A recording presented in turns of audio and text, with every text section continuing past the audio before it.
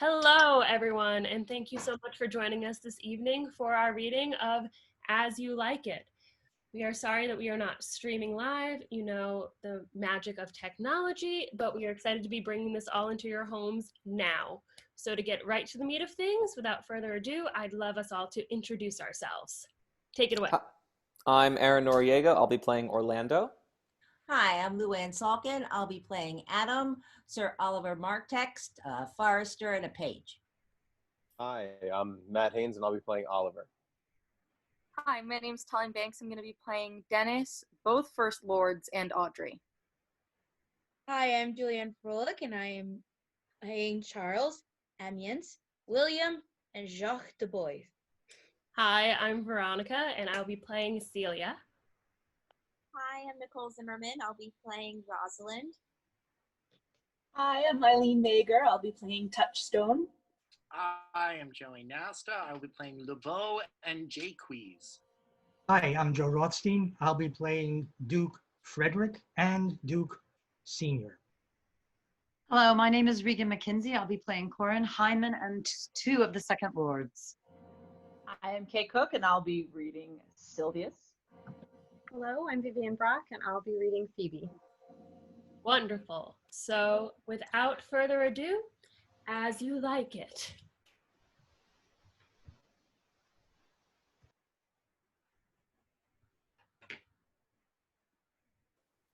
As I remember, Adam, it was upon this fashion, bequeathed me by will, but poor 1,000 crowns, and as thou sayest, charged my brother on his blessing to breed me well. And there begins my sadness. My brother Jaques he keeps at school, and report speaks goldenly of his profit. For my part, he keeps me rustically at home, or, to speak more properly, stays me at here home unkept. For call you that keeping for a gentleman of my birth that differs not from the stalling of an ox? His horses are bred better, for besides that they are fair with their feeding, they are taught their manage, and to that end riders dearly hired. But I, his brother, gain nothing under him but growth, for the which his animals on his dunghills are as much bound to him as I. Besides this, nothing that he so plentifully gives me, that something that nature gave me his countenance seems to take from me. He lets me feed with his hinds, bars me the place of a brother, and as much as in him lies, minds my gentility with my education. This is it, Adam, that grieves me. And the spirit of my father, which I think is within me, begins to mutiny against this servitude. I will no longer endure it, though yet I know no wise remedy how to avoid it. Yonder comes my master, your brother. Go apart, Adam, and thou shalt hear how he will shake me up. Now, sir, what make you here? Nothing. I am not taught to make anything. What mar you then, sir? Marry, sir, I am helping you to mar that which God made, a poor, unworthy brother of yours with idleness. Marry, sir, be better employed, and be not a while. Oh, shall I keep your hogs and eat husks with them? What prodigal portion have I spent that I should come to such penury? Know where you are, sir? Oh, sir, very well, here in your orchard. Know you before whom, sir? Aye, better than him I am before knows me. I know you are my eldest brother, and in the gentle condition of blood you should so know me. The courtesy of nations allows you my better, in that you are the firstborn, but the same tradition takes not away my blood. Were there 20 brothers betwixt us?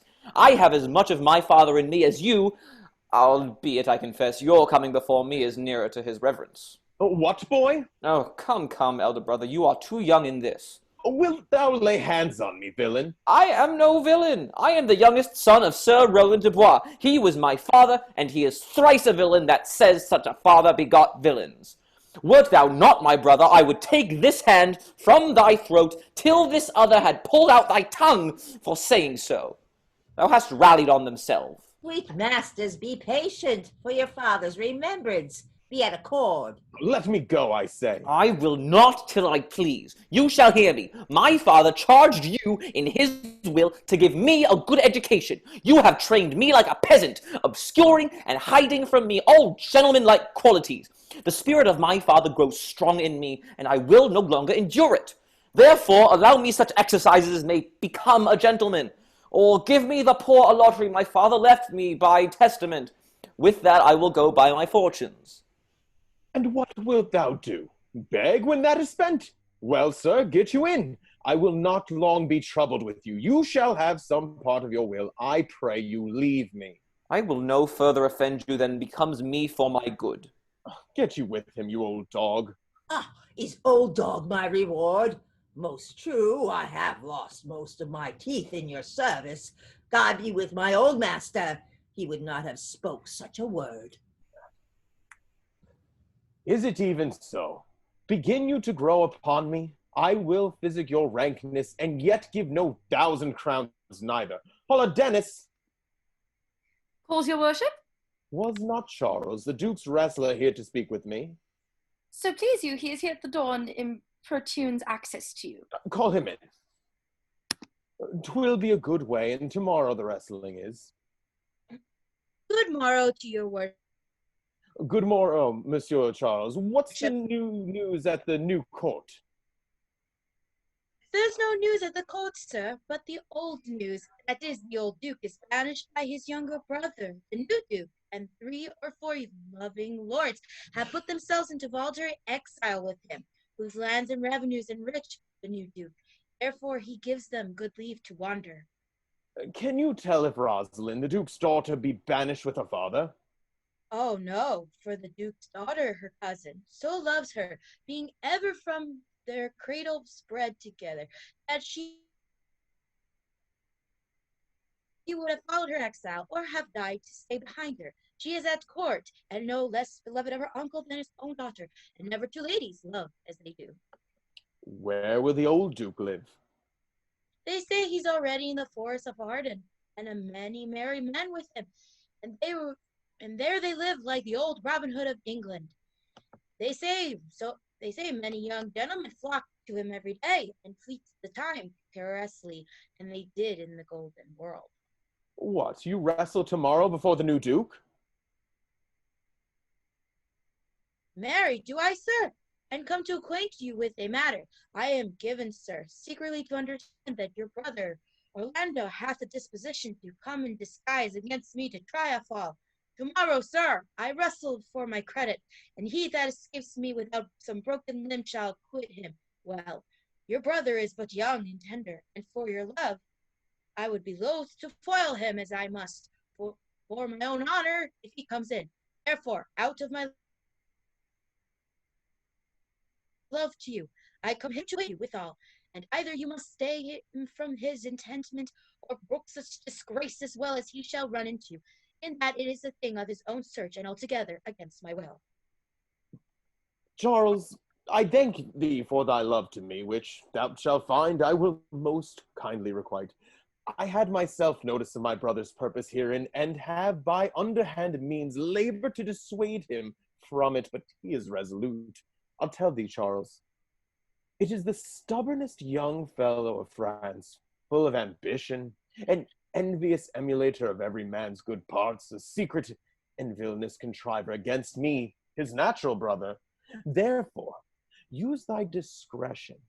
I had as lief thou didst break his neck as a finger, and thou wert best look to it, for if thou dost him any slight disgrace, or if he do not mightily grace himself on thee, he will practice against thee by poison, entrap thee by some treacherous device, and never let thee leave until he hath taken his life by some indirect means or other.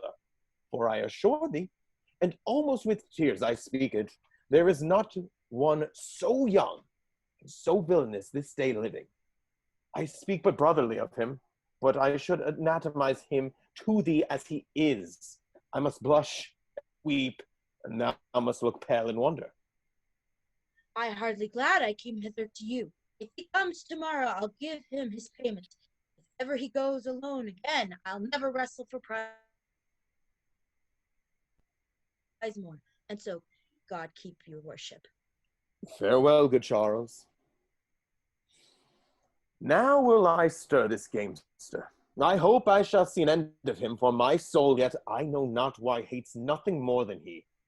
Yet he's gentle, never schooled and yet learned, full of noble device of all sorts of enchantingly beloved, and indeed so much in the heart of the world, and especially of my own people, who best know him, that I am altogether misprized.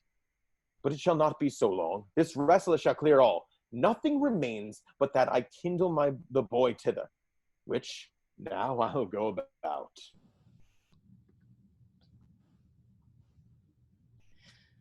I pray thee, Rosalind, sweet my cause, be merry.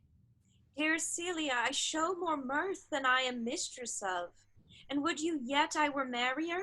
Unless you could teach me to forget a banished father, you must not learn me how to remember any extraordinary pleasure. Herein I see thou lovest me not with the full weight that I love thee. If my uncle, thy banished father, had banished thy uncle, the Duke my father, so thou hadst still been with me, I could have taught my love to take thy father for mine. So wouldst thou, if the truth of thy love to me were so righteously tempered as mine to thee? Well, I will forget the condition of my estate to rejoice in yours.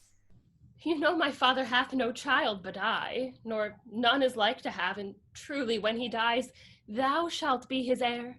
For what he hath taken away from thy father perforce, I render thee again in affection.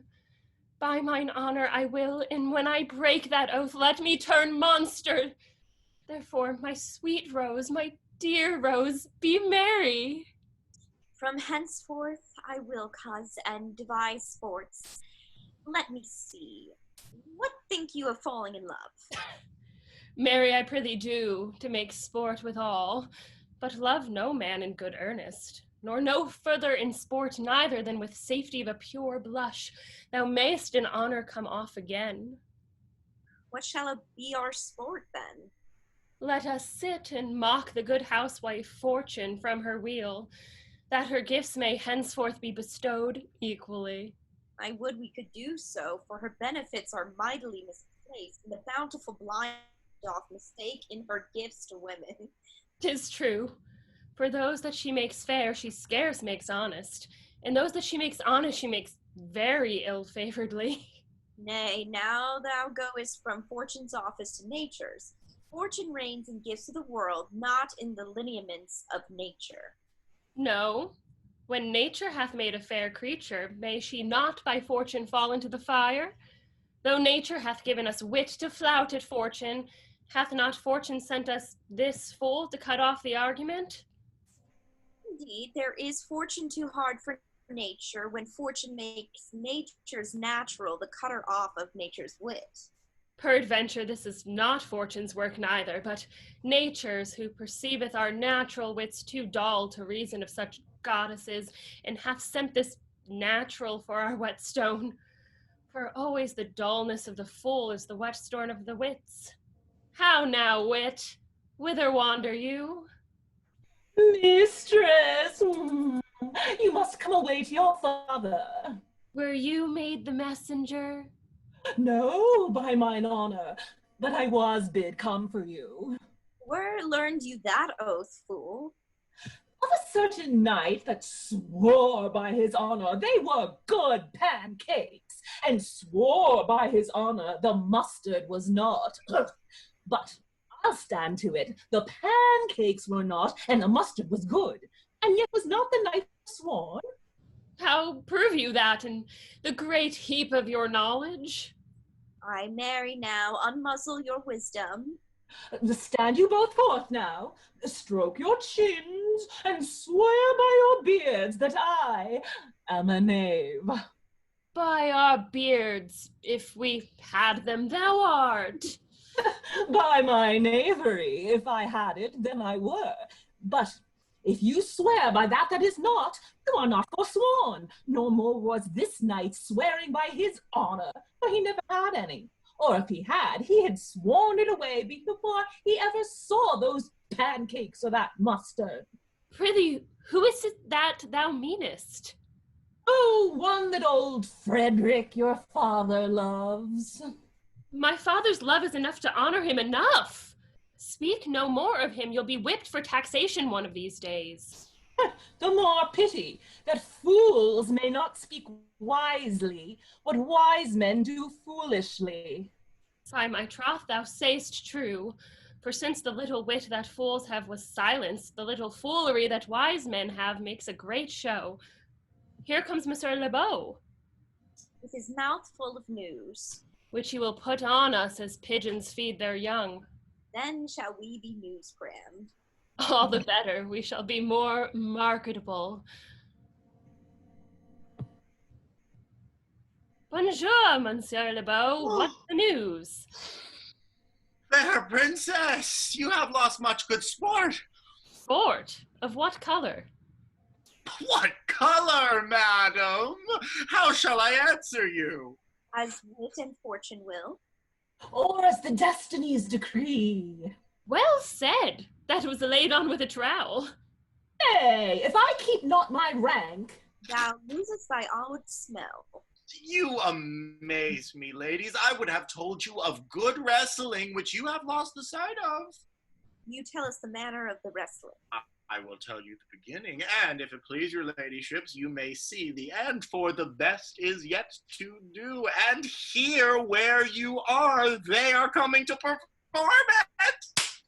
Well, the beginning that is dead and buried. There comes an old, his 3 sons. I can match this beginning with an old tale. 3 proper young men of excellent growth and presence. With bills on their necks, be it known unto all men by these presents. The eldest of the 3 wrestled with Charles, the Duke's wrestler, which Charles in a moment threw him and broke 3 of his ribs, that there is little hope of life left in him. So he served the 2nd, and so the 3rd. Yet yonder they lie, the poor old men, their father making such pitiful dole over them, that all the beholders take his part with weeping. Alas. But what is the sport, monsieur, that the ladies have lost? Why, this that I speak of. Thus men may grow wiser every day. It is the first time that ever I heard breaking of ribs was sport for ladies. Or I promise thee. But is there any else longs to see this broken music in his sides? Is there yet another dotes upon him rib breaking? Shall we see this wrestling, cousin? You must, if you stay here, for here is the place appointed for the wrestling, and they are ready to perform it. Yonder, sure they are coming. Let us stay now and see it.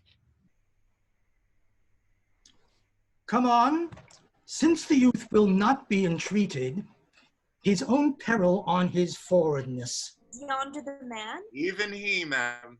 Alas, he is too young, yet he looks successfully. How now, daughter and cousin? Are you crept hither to see the wrestling? Aye, my liege, so please you give us leave. You will take little delight in it, I can tell you. There is such odds in the man. In pity of the challenger's youth, I would fain dissuade him, but he will not be entreated. Speak to him, ladies. See if you can move him. Call him hither, good Monsieur LeBeau. Do so. I'll not be by. Monsieur, the challenger, the princess calls for you. I attend them with all respect and duty. Young man, have you challenged Charles the wrestler?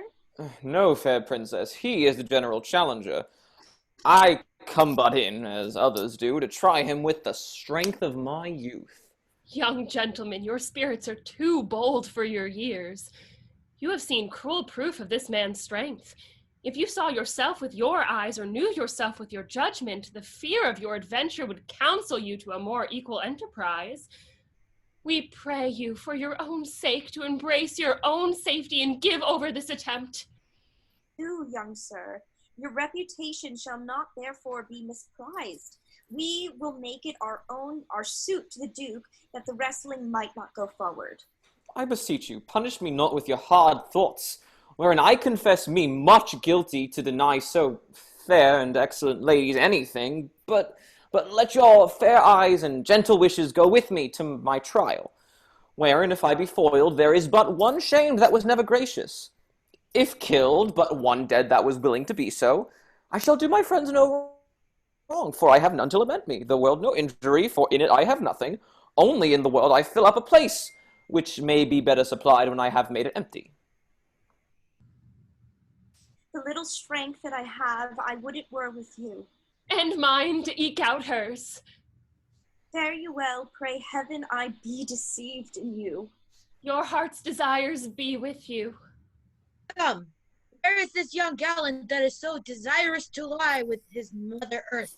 Ready, sir, but his will hath in it a more modest working. You shall try but one fall. No, I warrant your grace, you shall not entreat him to a second. I have so mightily persuaded him from... And you mean to mock me after? You should not have mocked me before, but come your ways. Now, Hercules, be thy speed, young man. If I were invisible, to catch the strong fellow by the leg. Oh, excellent young man. If I had a thunderbolt in mine eye, I can tell who should down. Oh! No more, no more. Yes, I beseech your grace. I am not yet well breathed.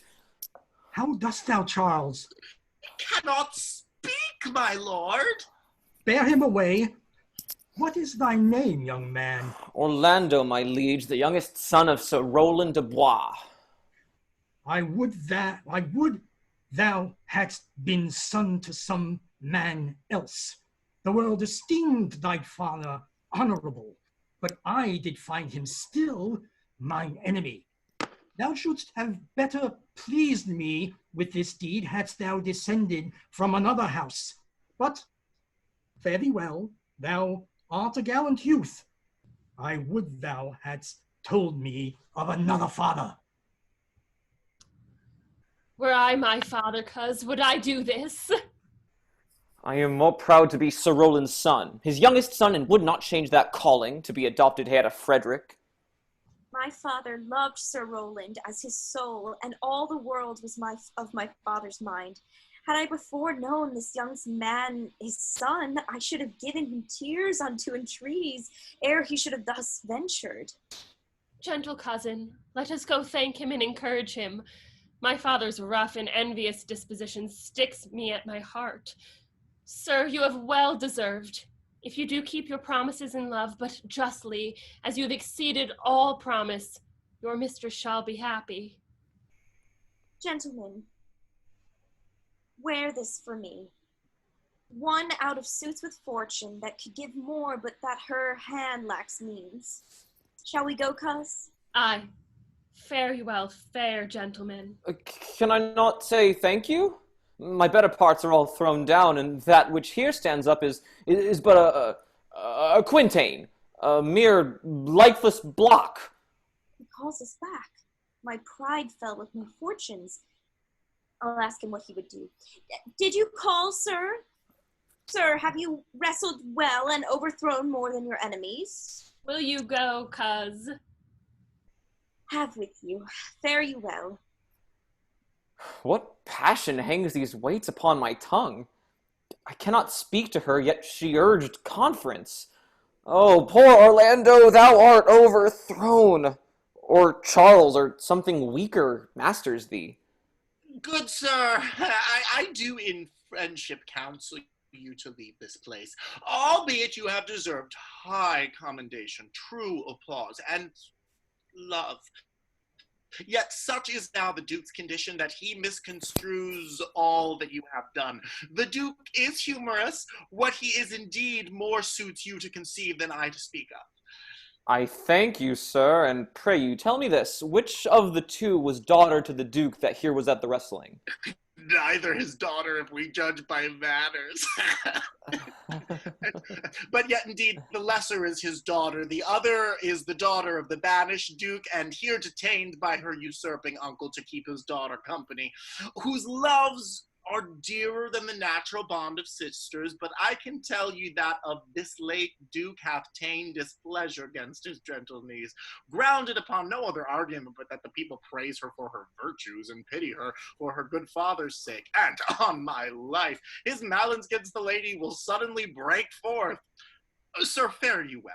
Hereafter, and in a better world than this, I shall desire more love and knowledge of you. I rest much bounden to you. Fare you well. Thus must I from the smoke into the smother, from tyrant duke unto a tyrant brother. Oh, but heavenly Rosalind. Why, cousin? Why, Rosalind, Cupid, have mercy. Not a word? Not one to throw at a dog. No, thy words are too precious to be cast away upon curs. Throw some of them at me. Come, lay me with reasons. Then there were two cousins laid up, when the one should be lamed with reasons and the other mad without any. But is this all for your father? No, some of it is for my child's father. Oh, how full of briars is this working-day world. They are but burrs, cousin, thrown upon thee in holiday foolery.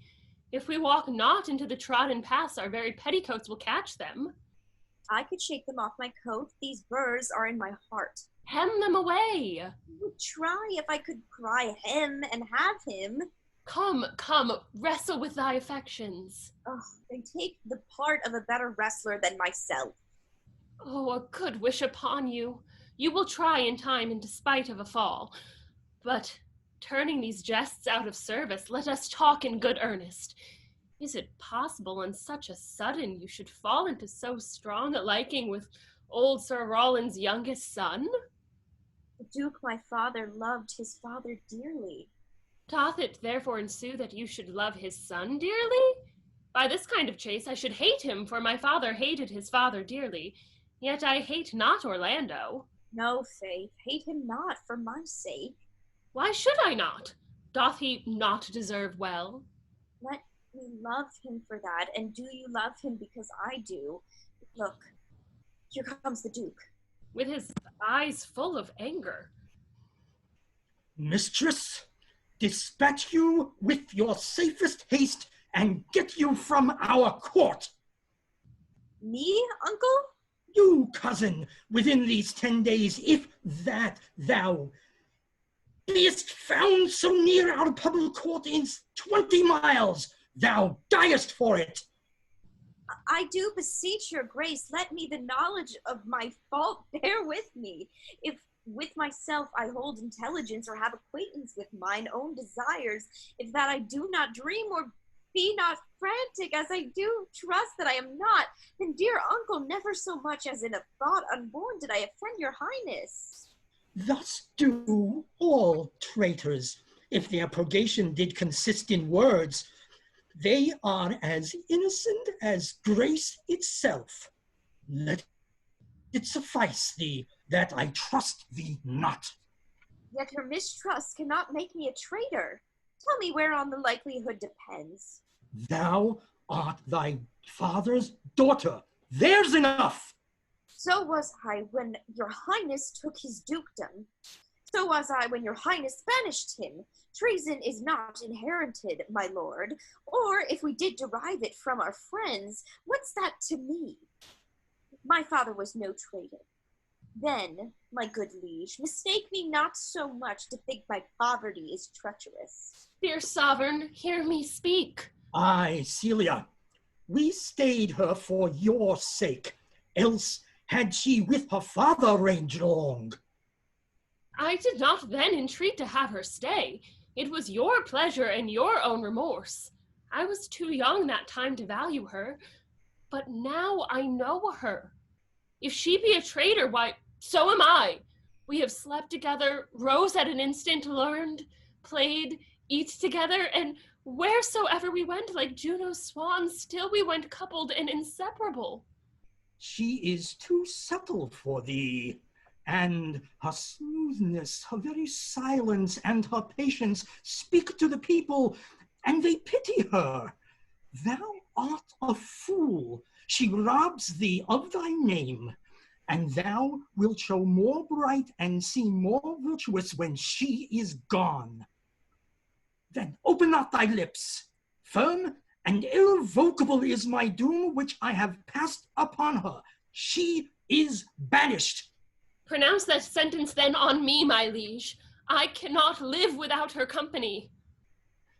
You are a fool. You, niece, provide yourself.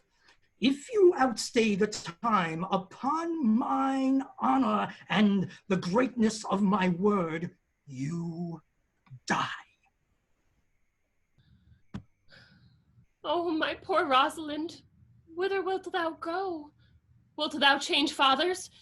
I will give thee mine, I charge thee, be not thou more grieved than I am. I have more cause. Thou hast not, cousin. Prithee be cheerful. Knowest thou not the Duke hath banished me, his daughter? That he hath not. No, hath not. Rosalind lacks then the love which teacheth thee that thou and I am one. Shall we be sundered? Shall we part, sweet girl? No, let my father seek another heir. Therefore devise with me how we may fly, whither to go and what to bear with us. And do not seek to take your charge upon you, to bear your griefs yourself and leave me out. For by this heaven now at our sorrow's pale, can what thou canst, I'll go along with thee. Why, whither shall we go? To seek my uncle in the forest of Arden. Alas, what danger will it be to us? Maids as we are, to travel forth so far, beauty provoketh thieves sooner than gold. I'll put myself in poor and mean attire, and with a kind of umber smirch my face like the like you do. So shall we pass along and never stir assailants. Were it not better, because that I am more than common tall, that I did suit me all the points like a man? A gallant curtle axe upon my thigh, a boar spear in my hand, and in my heart lie there what hidden woman's fear there will be, will have a swashing and marital outside, as many other mannish cowards have that do outface it with their semblances. What shall I call thee when thou art a man? I'll have no worse a name than Jove's own page, and therefore you call me Ganymede. And what will you be called? Something that hath a reference to my state. No longer Celia, but Alenia. But cousin, what if we essayed to steal the clownish fool out of your father's court? Wouldn't he not be a comfort to our travel? He'll go along over the wide world with me. Leave me alone to woo him. Let's away and get our jewels and our wealth together, devise the fittest time and safest way to hide us from pursuit that will be made after my flight. Now go we in content to liberty and not to banishment.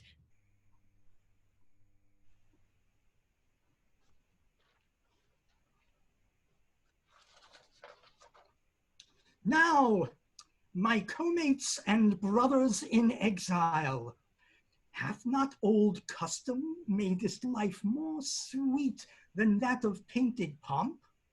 Are not these woods more free from peril than the envious court? Here fear we but the penalty of Adam, the season's difference as the icy fang and churlish chiding of the winter's wind, which, when it bites and blows upon my body, even till I shrink with cold, I smile and say, this is no flattery. These are the counselors that feelingly persuade me what I am.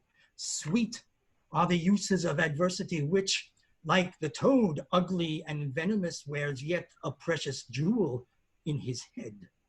And this, our life exempt from public haunt, finds tongues in trees, books in the running brooks, sermons in stones, and good in everything.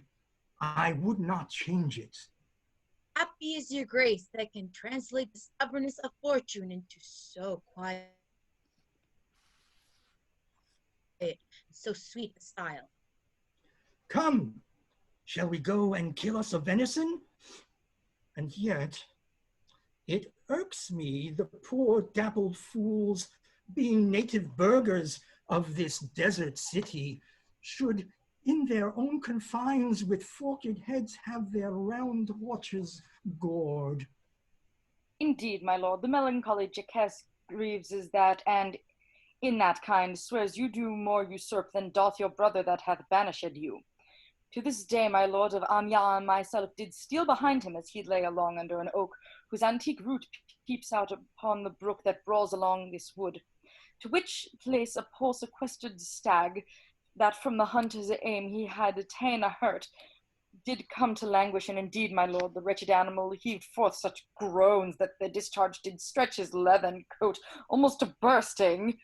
The big round tears coursed one another down his innocent nose in piteous chase, and thus the hairy fool, much mocked off of the melancholy Jaques, and stood on the extremest verge of the swift brook, augmenting it with tears. But what said Jaques? Did he not moralize this spectacle? Oh yes, into 1,000 smiles. First for his weeping into the needless stream. Poor dear, quoth he, thou makest a testament as worldlings do, giving thy sum of more to that which had do much. Then, being there alone, left his abandoned of his velvet friend. 'Tis right, quoth he, thus misery doth part the flux of company. Anon a careless herd full of pasture jumps by him, and never stays to greet him. Ay, quoth Jaques, sweep on, you fat greasy citizens. 'Tis just the fashion, wherefore do you look upon that poor and broken bankrupt there.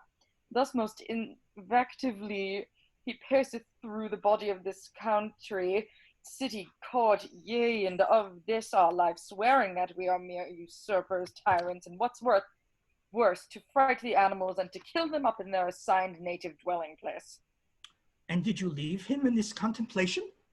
We did, my lord, weeping and commenting upon the sobbing deer. Show me the place. I love to cope with him in these sullen fits, for then he's full of matter. I'll bring you to him straight. Can it be possible that no man saw them? It cannot be. Some villains of my court are of consent and sufferance in this.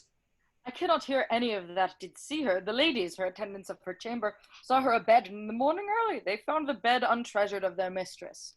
My lord, the roguish clown, and whom so oft your grace was wont to lap, is also missing. Hesperia, the princess gentlewoman, confesses that she secretly o'erheard your daughter and her cousin much commend the parts of graces of the wrestler that did but lately foil the sinewy Charles.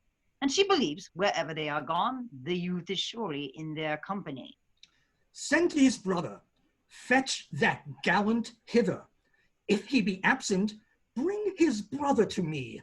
I'll make him find him. Do this suddenly, and let not search and inquisition quail to bring again these foolish runaways. Who's there? What, my young master? Oh, my gentle master. Oh, my sweet master. Oh, you memory of old Sir Rowland. Why, what make you here? Why are you virtuous? Why do people love you? And wherefore are you gentle, strong, and valiant? Why would you be so fond to overcome the bonny prisoner of the humorous Duke? Your praise has come too swiftly home before you. Know you not, master, to some kind of men their graces serve them but as enemies. No more do yours, your virtues, gentle master, are sanctified and holy traitors to you. Oh, what a world is this, when what is comedy errands him that bears it. Why, what's the matter? Oh, unhappy youth, come not within these doors, within this roof. The enemy of all your graces lives. Your brother, no brother, yet the son, yet not the son. I will not call him son of him I was about to call his father. He hath heard your praises, and this night he means to burn the lodging where you used to lie, and where with you within it. If he fail of that, he will have other means to cut you off. I overheard him and his practices. There is no place, this house, but a butchery. Abhor it, fear it, do not enter it. Why, whither, Adam, wouldst thou have me go? No matter whither, so you come not here. What, wouldst thou have me go and beg my food? or with a base and boisterous sword enforce a thievish living on the common road, this I must do, or know not what to do. Yet this I will not do how I can. I rather will subject me to the malice of a diverted blood and bloody brother. But do not so. I have 500 crowns, the thrifty hire I saved under your father, which I did store to me, my foster nurse, when service should be in my old, limbs I lame. An unregarded age in corners thrown, take that, and he hath doth the ravens feed. Yea, providently caters for the sparrow. Be comfort to my age. Here is the gold, and with this I give you. Let me be your servant. Though I look old, yet I am strong and lusty, for in my youth I never did apply hot and rebellious liquors in my blood, nor did not with unbashful forehead woo the means of weakness and debility. Therefore my age is a lusty winter, frosty but kindly. Let me go with you. I'll do the service of a younger man in all your business and necessities. Oh, good old man, how well in thee appears the constant service of the antique world, when service sweat for duty, not for need. Thou art not for the fashion of these times, where none will sweat but for promotion, and having that do choke their service up even with the having. It is not so with thee. But, poor old man, thou prunest a rotten tree, thou that cannot so much as a blossom yield, in lieu of all thy pains and husbandry, but come thy ways. Well, go along together, and ere we have thy youthful wages spent, we'll light upon some settled low content. Master, go on, and I will follow thee to the last gasp with truth and loyalty. From 17 years till now, almost 80 here I lived but now live here no more. At 17 years, many their fortune seek, but at 80 it is too late a week. Yet fortune cannot recompense me better than to die well and not my master's debtor.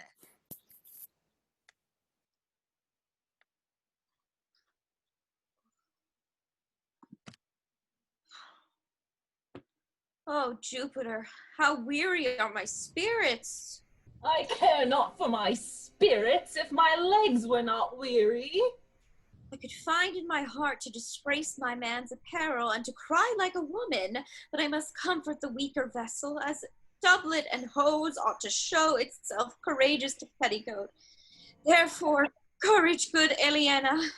I pray you, bear with me. I cannot go no further.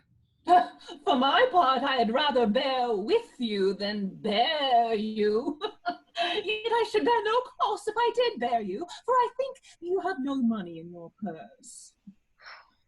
Well, this is the forest of Arden. Aye, now am I in Arden. The more fool I. When I was at home, I was in a better place. But travelers must be content. Aye, be so, good Touchstone. Look you, who comes here? A young man and an old in solemn talk.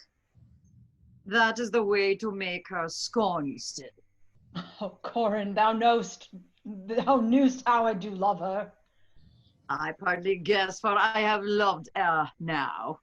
No, Corin, being old, thou canst not guess, though in thy youth thou wast as true a lover as ever sighed upon a midnight pillow.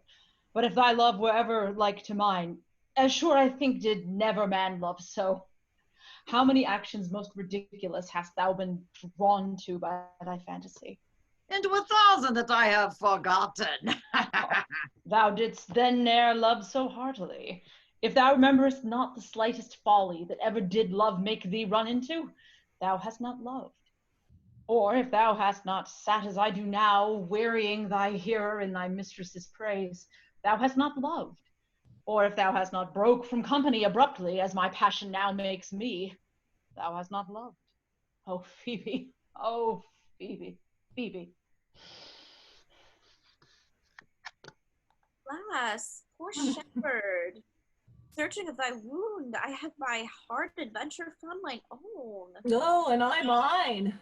I remember when I was in love, I broke my sword upon a stone and bid him take that for coming a night to Jane's smile.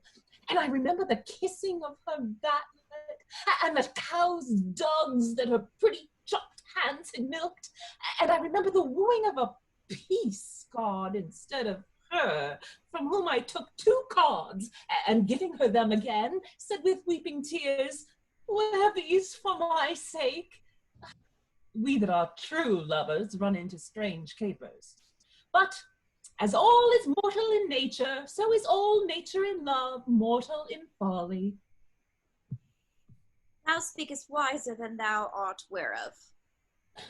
Nay, I shall ne'er be ware of mine own wit, till I break my shins against it. Jove, Jove, this shepherd's passion is much upon my fashion. And mine. Oh, but it grows something stale with me. I pray you, what if you question yond man? For he for gold will give us any food. I faint almost to death. Holla, you clown! Peace, fool, he's not thy kinsman. Who calls?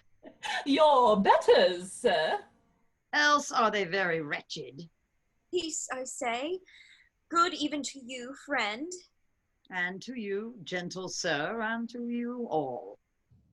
I prithee, shepherd, if that love or gold can in this desert place by entertainment bring us where we may rest ourselves and feed. Here's a young maid with travel much oppressed and faints for succor.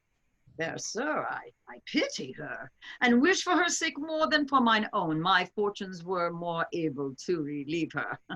But I am shepherd to another man. I do not shear the fleeces that I graze. My master is of churlish disposition, and little recks to find the way to heaven by doing deeds of hospitality.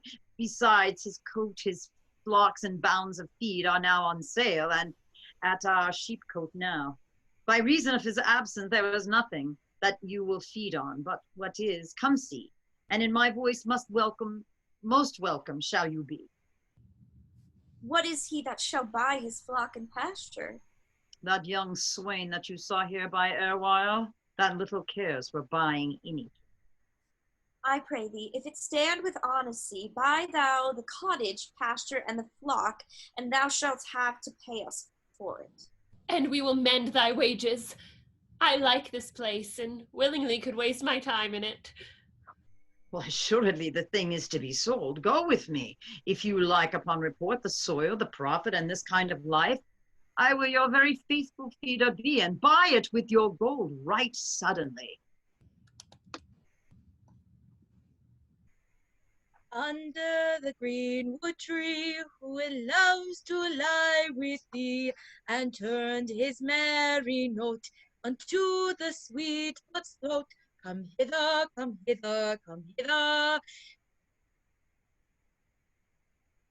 Where we shall he sees no enemy, but winter and rough weather.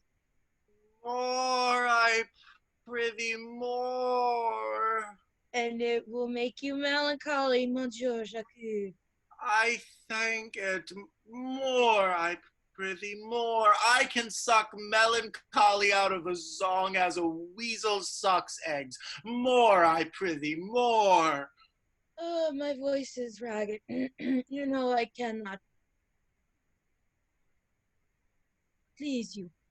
I do not desire you to please me. I do desire you to sing. Come, more, another stanzo. Call you stanzos? What you will, Monsieur Jaques. Ah, nay, I care not for their names. They owe me nothing. Will you sing? More at your request than to please myself. Well, then, if ever I thank any man, I'll thank you.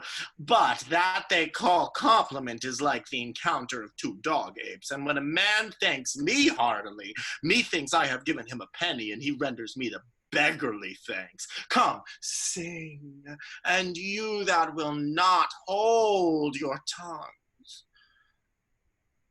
Well, I'll end the song, sir. cover the while. The Duke will drink under this tree. He hath been all this day to look you.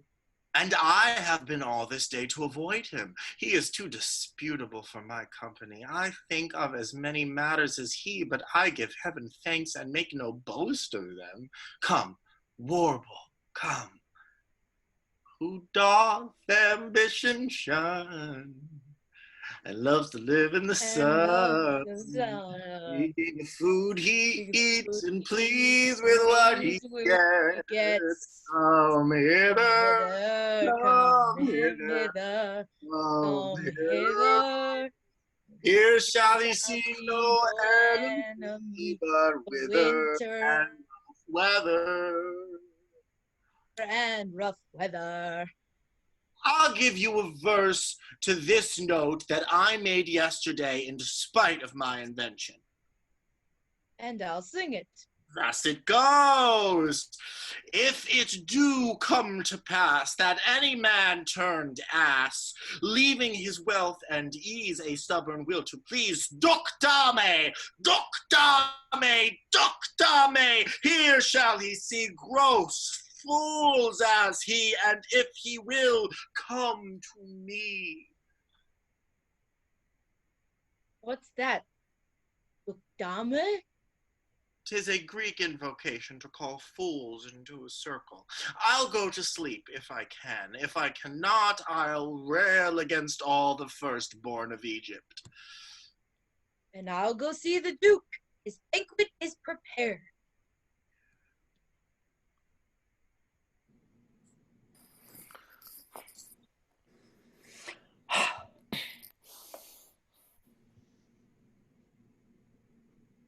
Dear master, I can go no further. Oh, I die for food. Here lie I down and measure out my grave. Farewell, kind master. Why, how now, Adam? No greater heart in thee? Live a little, comfort a little, cheer thyself a little. If this uncouth forest yield anything savage, I will either be food for it, or bring it for food for thee. Thy conceit is nearer death than thy powers. For my sake be comfortable. Hold death a while at the arm's end. I will here be with thee presently, and if I bring thee not something to eat, I will give thee leave to die. But if thou diest before I come, thou art a mocker of my labor. Oh, well said. Thou lookest cheerly, and I'll be with thee quickly. Yet thou liest in the bleak air. Come, come, I will bear thee to some shelter, and thou shalt not die for lack of a dinner. If there live anything in this desert, cheerly, good Adam.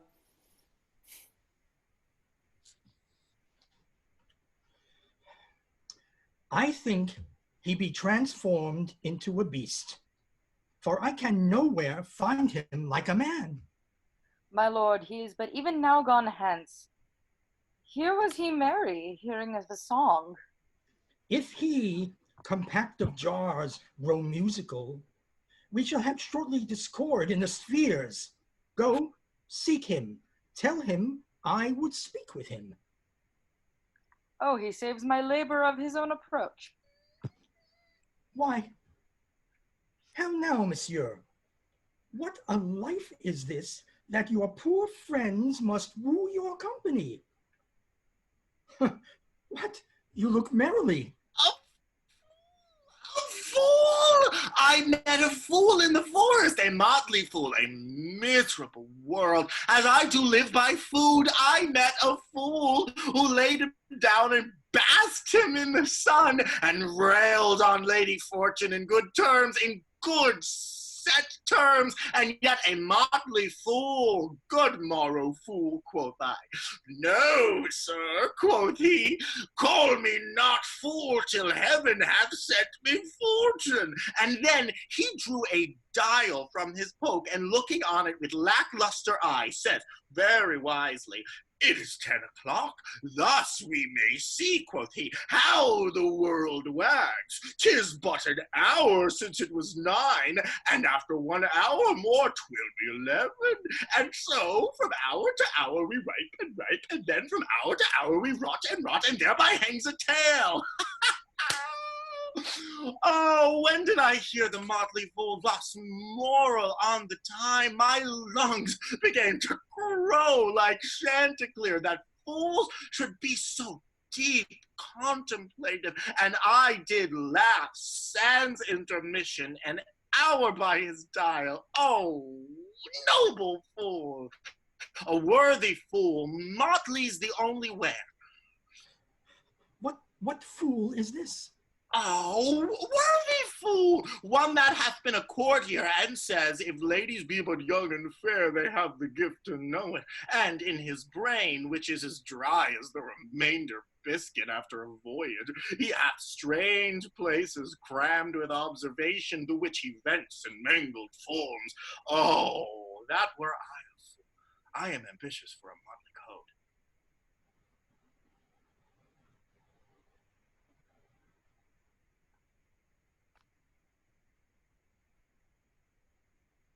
It is my only suit, provided that you read your better judgments of all opinion that grows rank in them, that I am wise.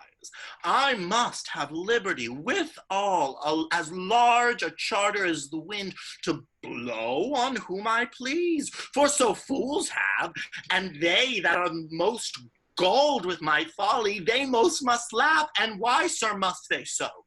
Though why is plain as way to parish church, he that a fool doth very wisely hit, doth very foolishly, although he smart, not seem to senseless of the bob. If not, the wise man's folly is anatomized even by the squandering glances of the fool. Invest me in my motley, give me leave to speak my mind, and I will through and through cleanse the foul body of the infected world, if they will patiently receive my medicine.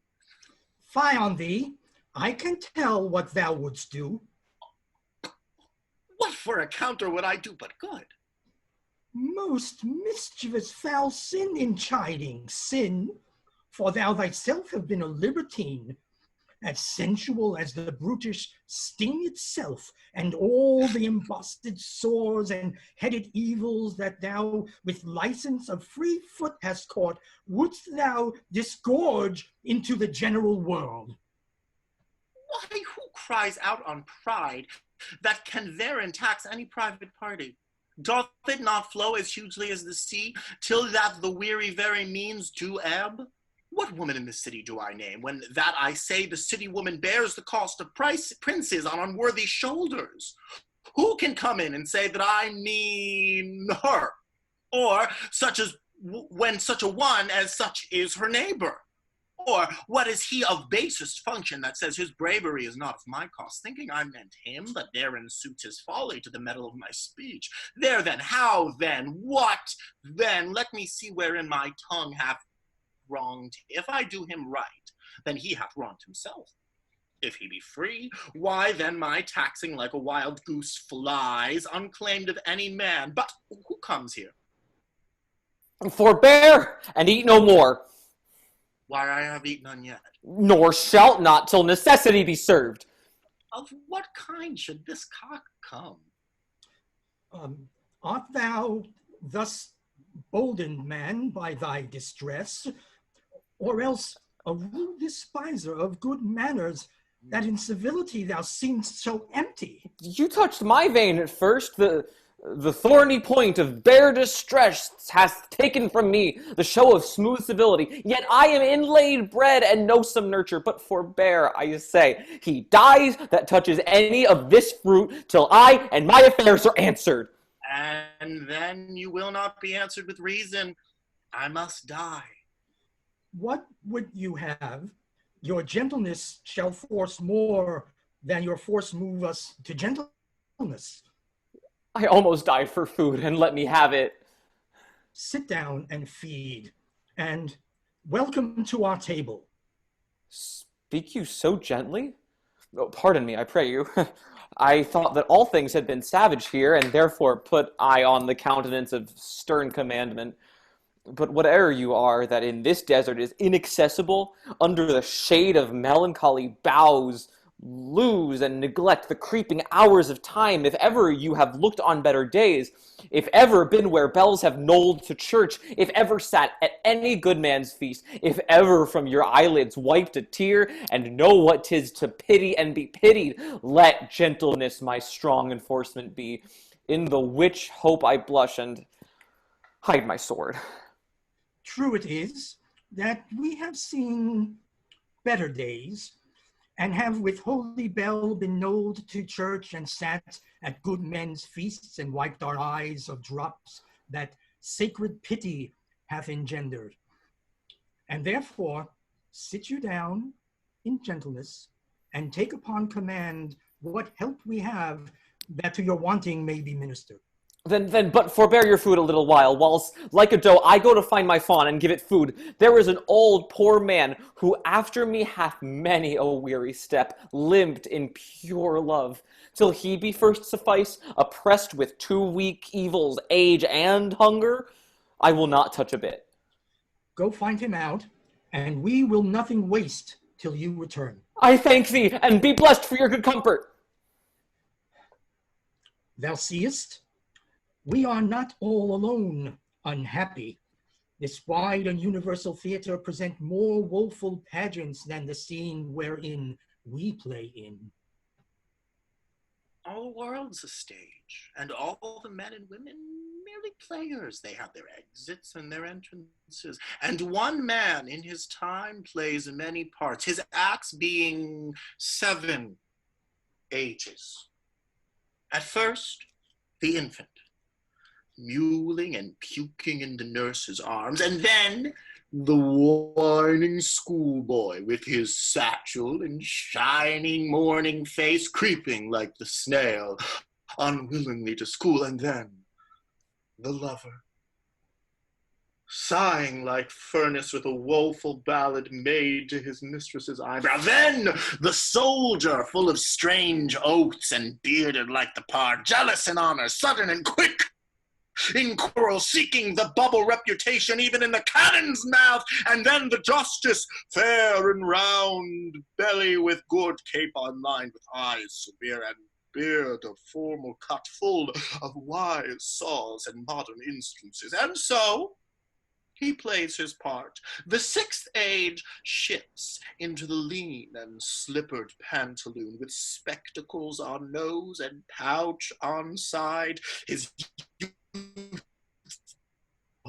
a world too wide for his shrunk shank, and his big manly voice turning again toward childish treble pipes and whistles in his sound. Last scene of all that ends this strange and eventful history is second childishness, and then mere oblivion, sans teeth, sans eyes, sans taste, sans everything. Welcome. Set down your venerable burden and let him feed. I thank you most for him. So, had you need, I scarce can speak to thank you for myself.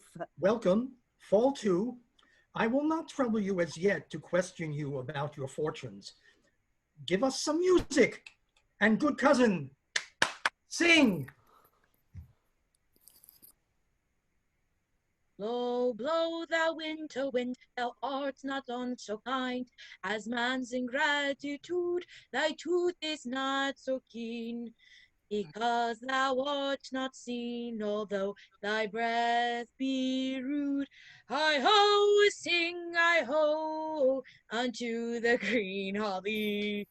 Most friendship is fighting, most loving here folly, then hi-ho, the holly.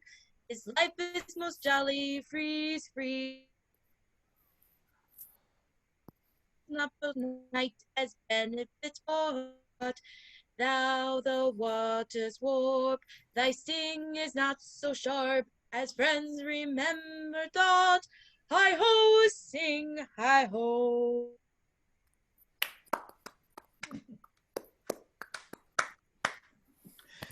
If that you were the good Sir Rowland's son, as you have whispered faithfully you were, and as mine eyes doth his effigies witness most truly lined in your living in your face, but truly welcome hither.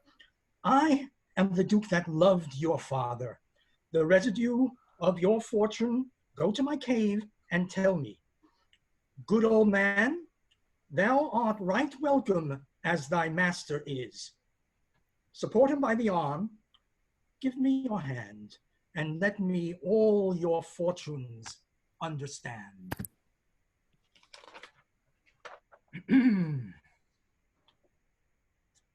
Not seen him since, sir?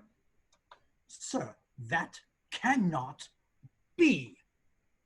But were I not the better part of made mercy, I should not seek an absent argument of my revenge, thou present. But look to it, find out thy brother where he is, seek him with candle, bring him dead or living within this 12-month, or turn thou no more to sink a living in our territory. Thy lands and all things that thou dost call thine worth seizure do we seize into our hands, till thou canst quit thee by thy brother's mouth of what we think against thee. Oh, that your highness knew my heart in this. I never loved my brother in my life. More villain thou. Well, push him out of doors. Let my officers of such a nature make an extent upon his house and lands. Do this expediently, and turn him going.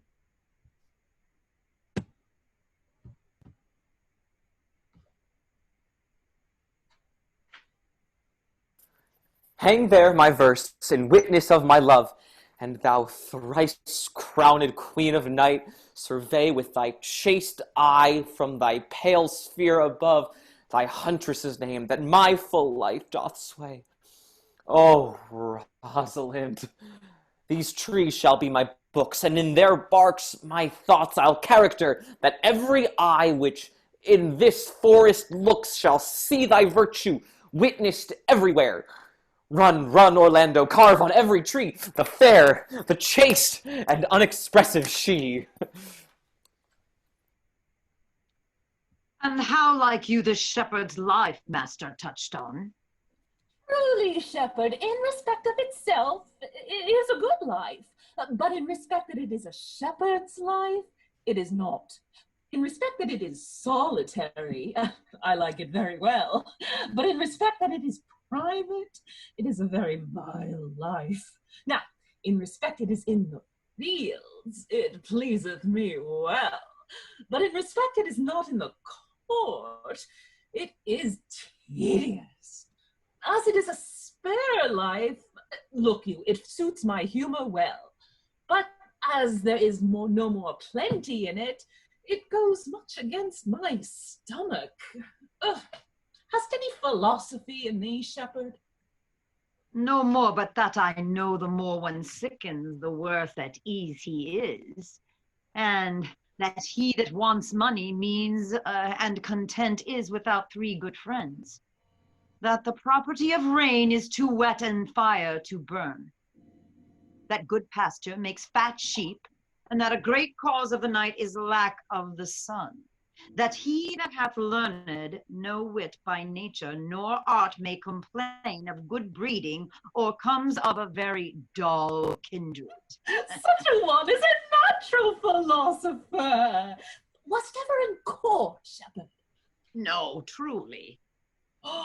Then thou art damned. Nay, I hope. Truly, thou art damned, like an ill-roasted egg, all on one side. Not being at court, your reason? Why, if thou never wast at court, thou never sawest good manners. If thou never sawest good manners, then thy manners must be wicked. And wickedness is sin, and sin is damnation. Thou art in a perilous state, shepherd. Not a whit. Touchstone, those that are good manners at the court are as ridiculous in the country as the behavior of the country is most mockable at the court. You told me you salute not at the court, but you kiss your hands, that courtesy would be uncleanly if courtiers were shepherds.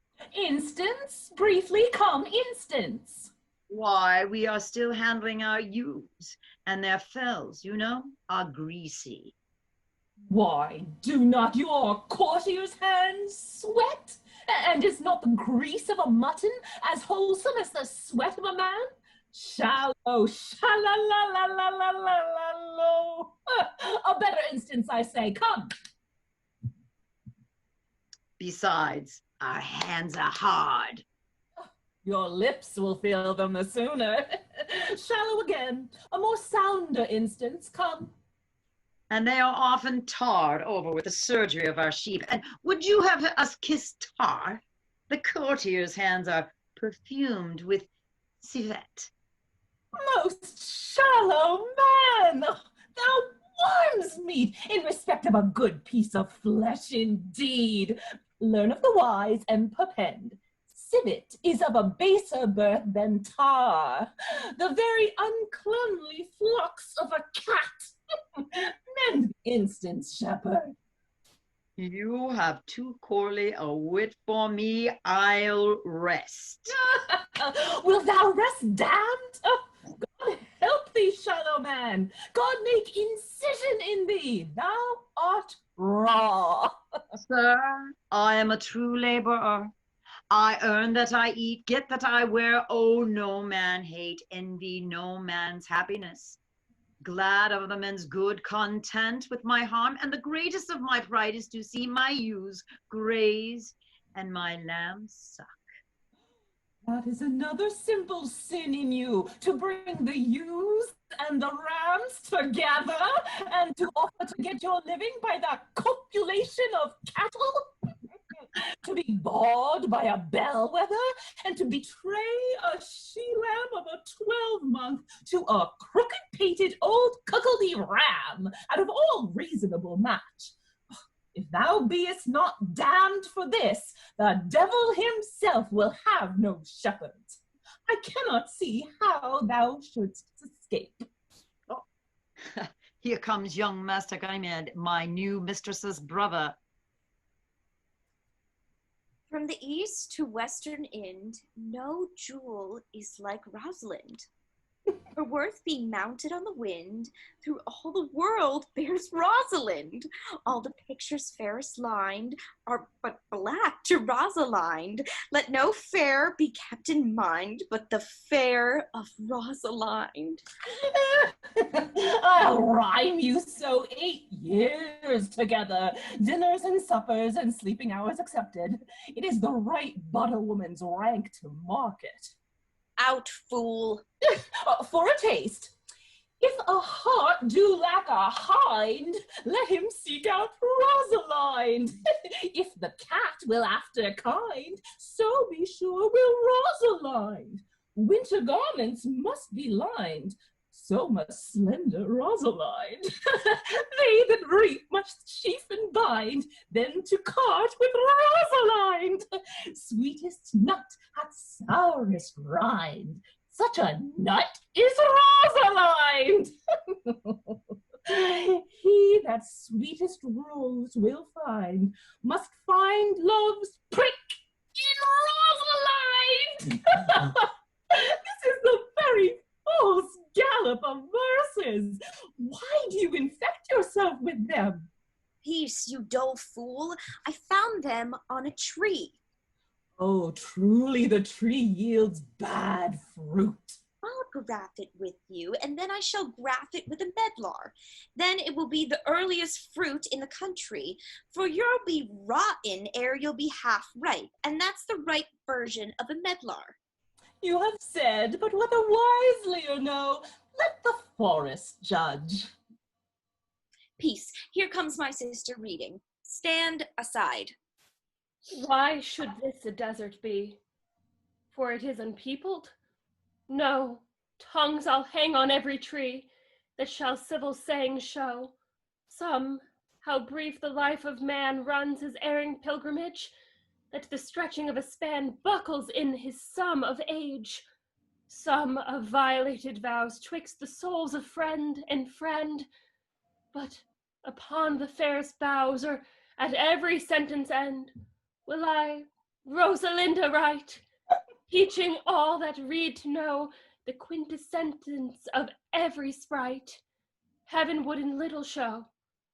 Therefore, heaven nature charged, the one body should be filled with all graces wide enlarged.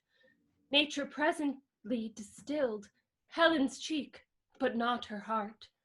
Cleopatra's majesty, Atalanta's better part, sad Lucretia's modesty. Thus Rosalind of many parts by heavenly synod was devised, of many faces, eyes, and hearts, to have the touches dearest prized. Heaven would that she these gifts should have, and I to live and die her slave. Most gentle pulpiter, what tedious homily of love have you wearied your parishioners withal, and never cried, have patience, good people. How now, back, friends. Shepherd, go off a little. Go with him, sirrah. Come, shepherd, let us make an honorable retreat, though not with bag and baggage, yet with script and scrippage. Didst thou hear these verses? Oh, yes, I heard them all, and more too, for some of them had in them more feet than verses would bear. That's no matter, the feet might bear the verses. Aye, but the feet were lame, and could not bear themselves without the verse, and therefore stood lamely in the verse. But didst thou hear without wondering how thy name should be hanged and carved upon these trees? I was 7 of the 9 days out of the wonder before you came, for look here what I found upon a palm tree. I was never so berhymed since Pythagoras' time, that I was an Irish rat, which I can hardly remember. Trow you who hath done this? Is it a man? And a chain that you once wore about his neck. Change you color? I prithee, who? Oh, Lord, it is a hard matter for friends to meet, but mountains may be removed with earthquakes and so encounter. Nay, but who is it? Is it possible? Nay, I prithee now with the most petitionary vehemence, tell me who it is. Oh, wonderful, wonderful and most wonderful, wonderful and yet again wonderful, and after that, out of all hooping. With my complexion, dost thou think, though I am comparisoned like a man, I have a doublet nose in my disposition? 1 inch of delay more is a south sea of discovery. I prithee, tell me who it is quickly, and speak apace. I would thou couldst stammer, that thou mightest pour this concealed man out of thy mouth as wine comes out of a narrow-mouthed bottle, either too much at once or none at all. I prithee, take the cork out of thy mouth, that may drink thy tidings. So you may put a man in your belly. Is he a thought-making? What manner of man? Is his head worth a hat, or his chin worth a beard? Nay, he hath but a little beard. Why, God will send more, if the man will be thankful. Now let me stay the growth of his beard, if thou delay me not the knowledge of his chin. It is young Orlando that tripped up the wrestler's heels, and your heart both in an instant. Nay, but the devil take mocking. Speak, sad brow, and true maid. In faith, coz, 'tis he.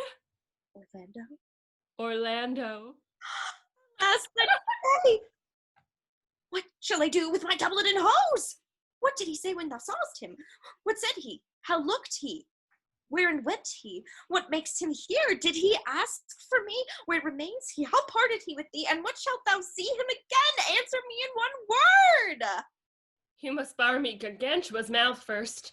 'Tis a word too great for any mouth of this age's size. To say aye and no to these particulars is more than to answer in a catechism. Doth he know that I am in this force and in man's apparel? Looks he as freshly as he did as the day he wrestled. It is as easy to count autonomies as to resolve the prepositions of a lover, but take a taste of my finding him and relish it with good observance. I found him under a tree like a dropped acorn. It may well be called Jove's tree when it drops forth such fruit.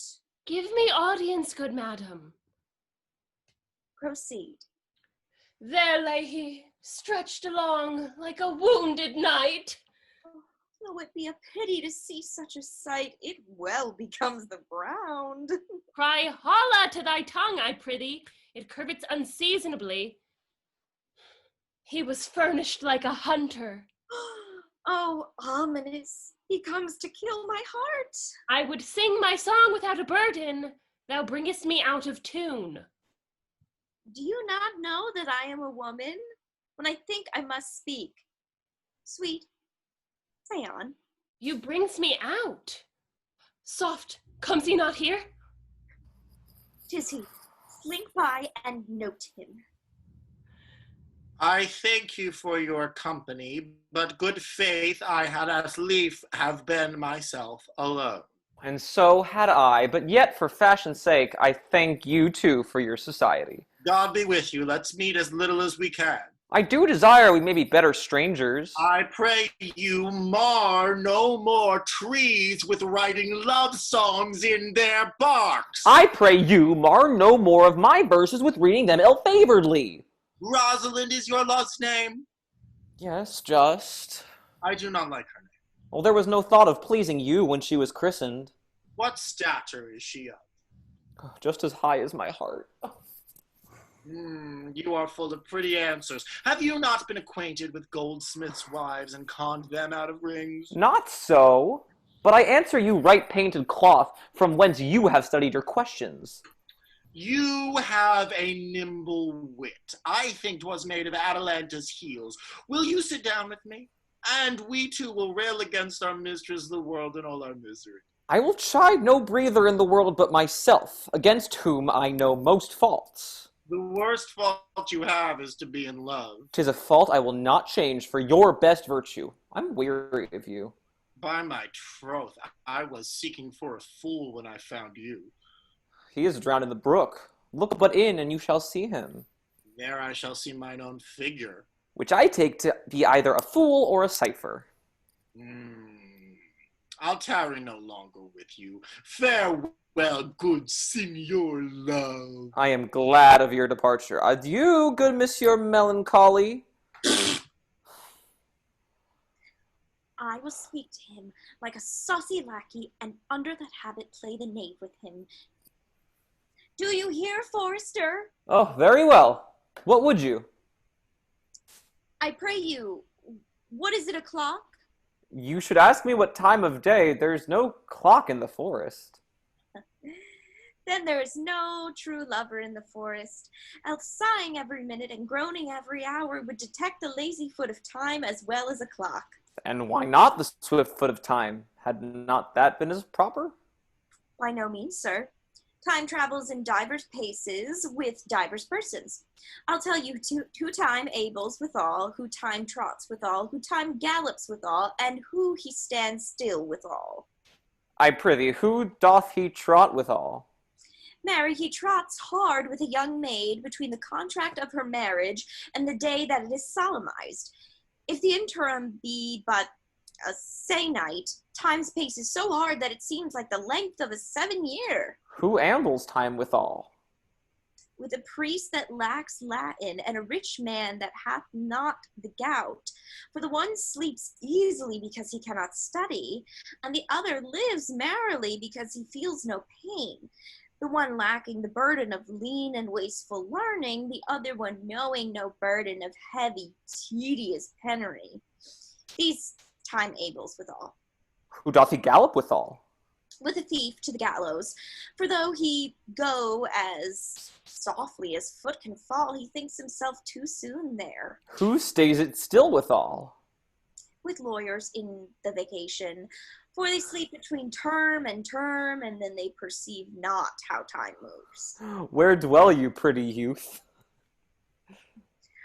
With this shepherdess, my sister, here in the skirts of the forest, like fringe upon a petticoat. Are you native of this place? As the coney that you see dwell where she is kindled. Your accent is something finer than you could purchase in so removed a dwelling. I've been told so of many. But indeed, an old religious uncle of mine taught me to speak, who was in his youth an inland man, one that knew courtship too well, for there he fell in love. I have heard him read many lectures against it, and I thank God I am not a woman to be cut with so many giddy offences as he hath generally taxed their whole sex withal. Can you remember any of the principal evils that he laid to the charge of women? There were none principal. They were all like one another, as halfpence are, every one fault seeming monstrous, till his fellow fault came to match it. Oh, I prithee, recount some of them. No, I will not cast away my psychic, but on those that are sick. There is a man haunts the forest that abuses our young plants with carving Rosalind on their barks, hangs ode upon hawthorns and elegies on brambles, all forsooth defying the name of Rosalind. If I could meet that fancy monger, I would give him some good counsel, for he seems to have the quotidian of love upon him. I am he that is so loved, Shake. I pray you, tell me your remedy. There is none of my uncle's marks upon him. He taught me how to know a man is in love, in which cage of rushes I am sure you are not prisoner. What were his marks? A lean cheek, which you have not, a blue eye, and sunken, which you have not, an unquestionable spirit, which you have not, a beard neglected, which you have not, but I pardon you for that, for simply having your beard is a younger brother's revenue. Then your hose should be ungartered, your bonnet unbanded, your sleeve unbuttoned, your shoe untied, and everything about you demonstrating careless desolation. But you are no such man. You are rather point device in your accoutrements, and your accoutrements, rather, as loving yourself than seeming the lover of any other. Oh, fair youth, I would I could make thee believe I love. Me believe it? You may as soon make her that you love believe it, which I warrant she is apter to do than to confess she does. That is one of the points in which women will still give the lie to their consciences. But in good sooth, are you he that hangs the verses on trees wherein Rosalind is so admired? I swear to the youth, by the white hand of Rosalind, that I am he, that unfortunate he. But are you so much in love as your rhymes speak? Neither rhyme nor reason can express how much. Love is merely a madness, and I tell you, deserves as well a dark house and a whip as madmen do. And the reason why they are not so punished and cured is that the lunacy is so ordinary that the whippers are in love too. Yet, I profess curing it by counsel. Did you ever cure any so? Yes, one, and in this manner. He was to imagine me his love, his mistress, and I set him every day to woo me.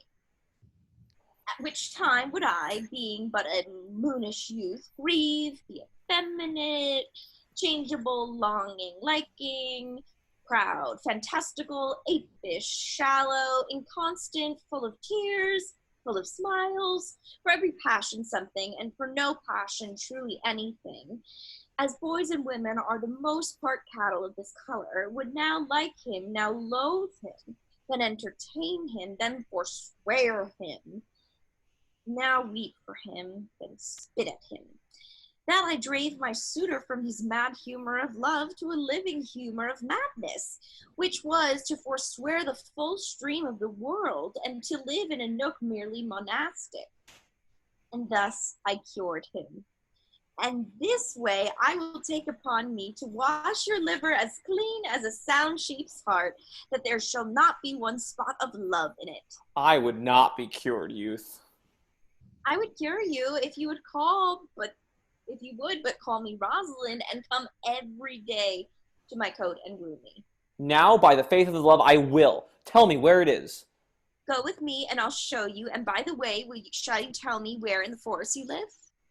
Will you go? With all my heart, good youth. Nay, you must call me Rosalind. Come, sister, will you go?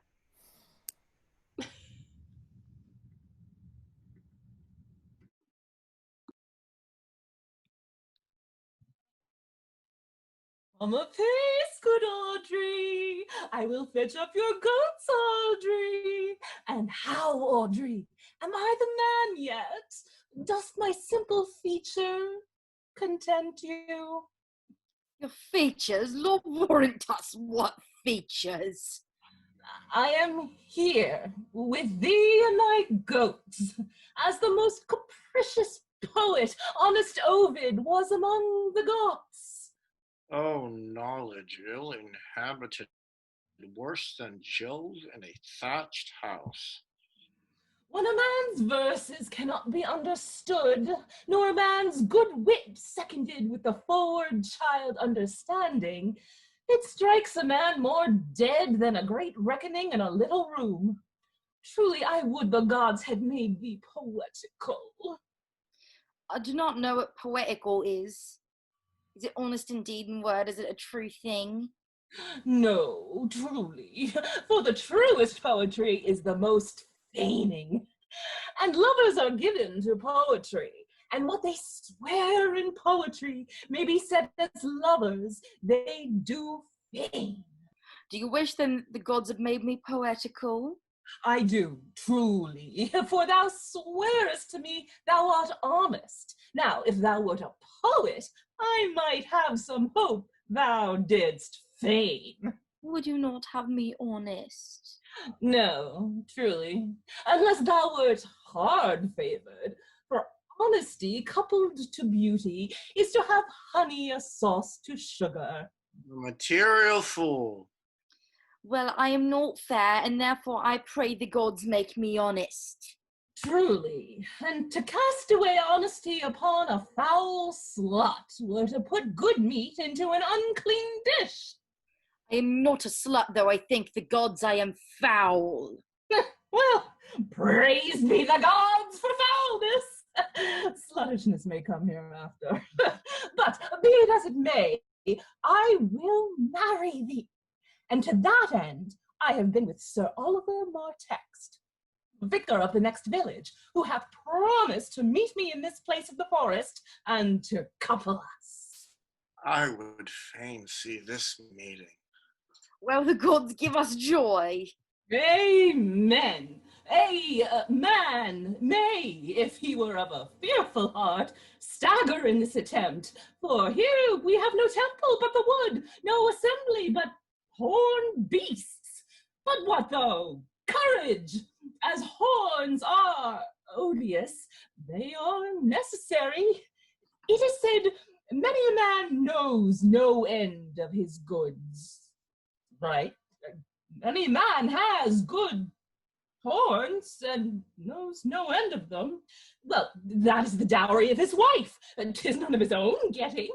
Horns? Even so. Poor men alone? No, no. The noblest deer hath them as huge as the rascal. Is the single man therefore blessed? No. As a walled town is more worthier than a village, so is the forehead of a married man more honorable than the bare brow of a bachelor.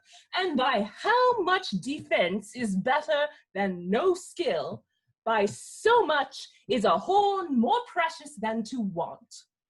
Oh, here comes Sir Oliver. Sir Oliver Martext, you are well met. Will you dispatch us here under this tree, or shall we go with you to your chapel? Is there none here to give the woman? Oh, I will not take her on gift of any man. Oh, truly, she must be given, or the marriage is not lawful. Proceed, proceed, I'll give her. Good evening, good master, what you call it. How do you, sir? You are very well met. Oh, God heal you for your last company. I am very glad to see you. Even a toy in hand here, sir. No, nay, pray be covered, pray be covered. Will you be married, Motley? As the ox hath his bow, sir, the horse his curb, and the falcon her bells, so man hath his desires. And as pigeons bill, so wedlock would be nibbling. And will you, being a man of your breeding, be married under a bush like a beggar? Get you to church and have a good priest that can tell you what marriage is. This fellow will but join you together as they join wainscot. Then one of you will prove a shrunk panel, and like green timber, warp, warp. Oh, I am not in the mind, but I were better to be married of him than of another, for he is not like to marry me well, and not being well married, it will be a good excuse for me hereafter to leave my wife. Go with me, and let me counsel thee. Oh, sweet Audrey, we must be married, or we must live in bawdry. Oh, farewell, good Master Oliver, not oh sweet Oliver, oh brave Oliver. Leave me not behind thee, but wind away, be gone, I say, I will not to wedding with thee. 'Tis no matter, ne'er a fantastical knave of them all shall flout me out of my calling.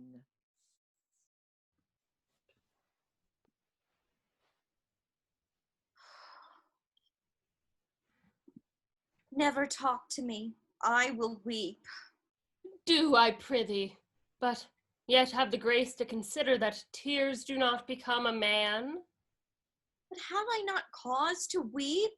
As good cause as one would desire, therefore weep.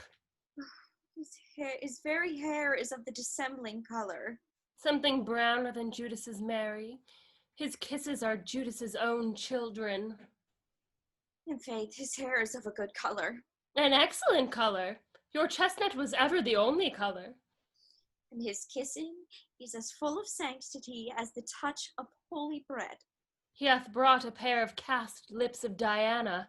A nun of winter sisterhood kisses not more religiously. The very ice of chastity is in them. But why did he swear he would come this morning and comes not? Nay, certainly there is no truth in him. Do you think so? Yes. I think he is not a pick-purse nor a horse-stealer, but for his fertility in love, I do think him as concave as a covered goblet or a worm-eaten nut. Not true in love? Yes, when he is in, but I think he is not in. You have heard him swear downright he was. Was is not is. Besides, the oath of a lover is no stronger than the word of a tapister. They are both the confirmer of false reckonings. He attends here in the forest on the Duke, your father. I met the Duke yesterday and had much question with him. He asked me of what parentage I was. I told him of as good as he, so he laughed and let me go. But what talk we of fathers when there is such a man as Orlando? Oh, that's a brave man.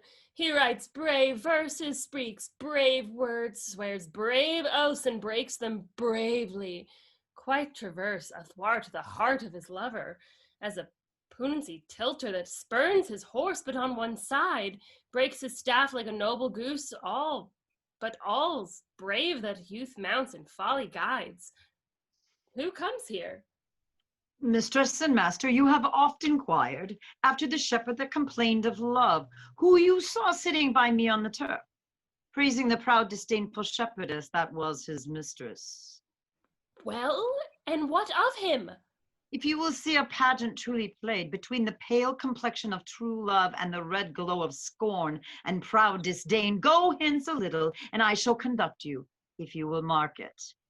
Oh, come, let us remove. The sight of lovers feedeth those in love. Bring us to this sight, and you shall say, I'll prove a busy actor in their play. Sweet Phebe, do not scorn me. Do not, Phebe. Say that you love me not, but say it not so in bitterness. The common executioner, whose heart the accustomed sight of death makes hard, falls not the axe upon the humbled neck, but first begs pardon. Will you sterner be than he that dies and lives by bloody drops? I would not be thy executioner. I fly thee, for I would not injure thee. Thou tell'st me there's a murder in mine eye.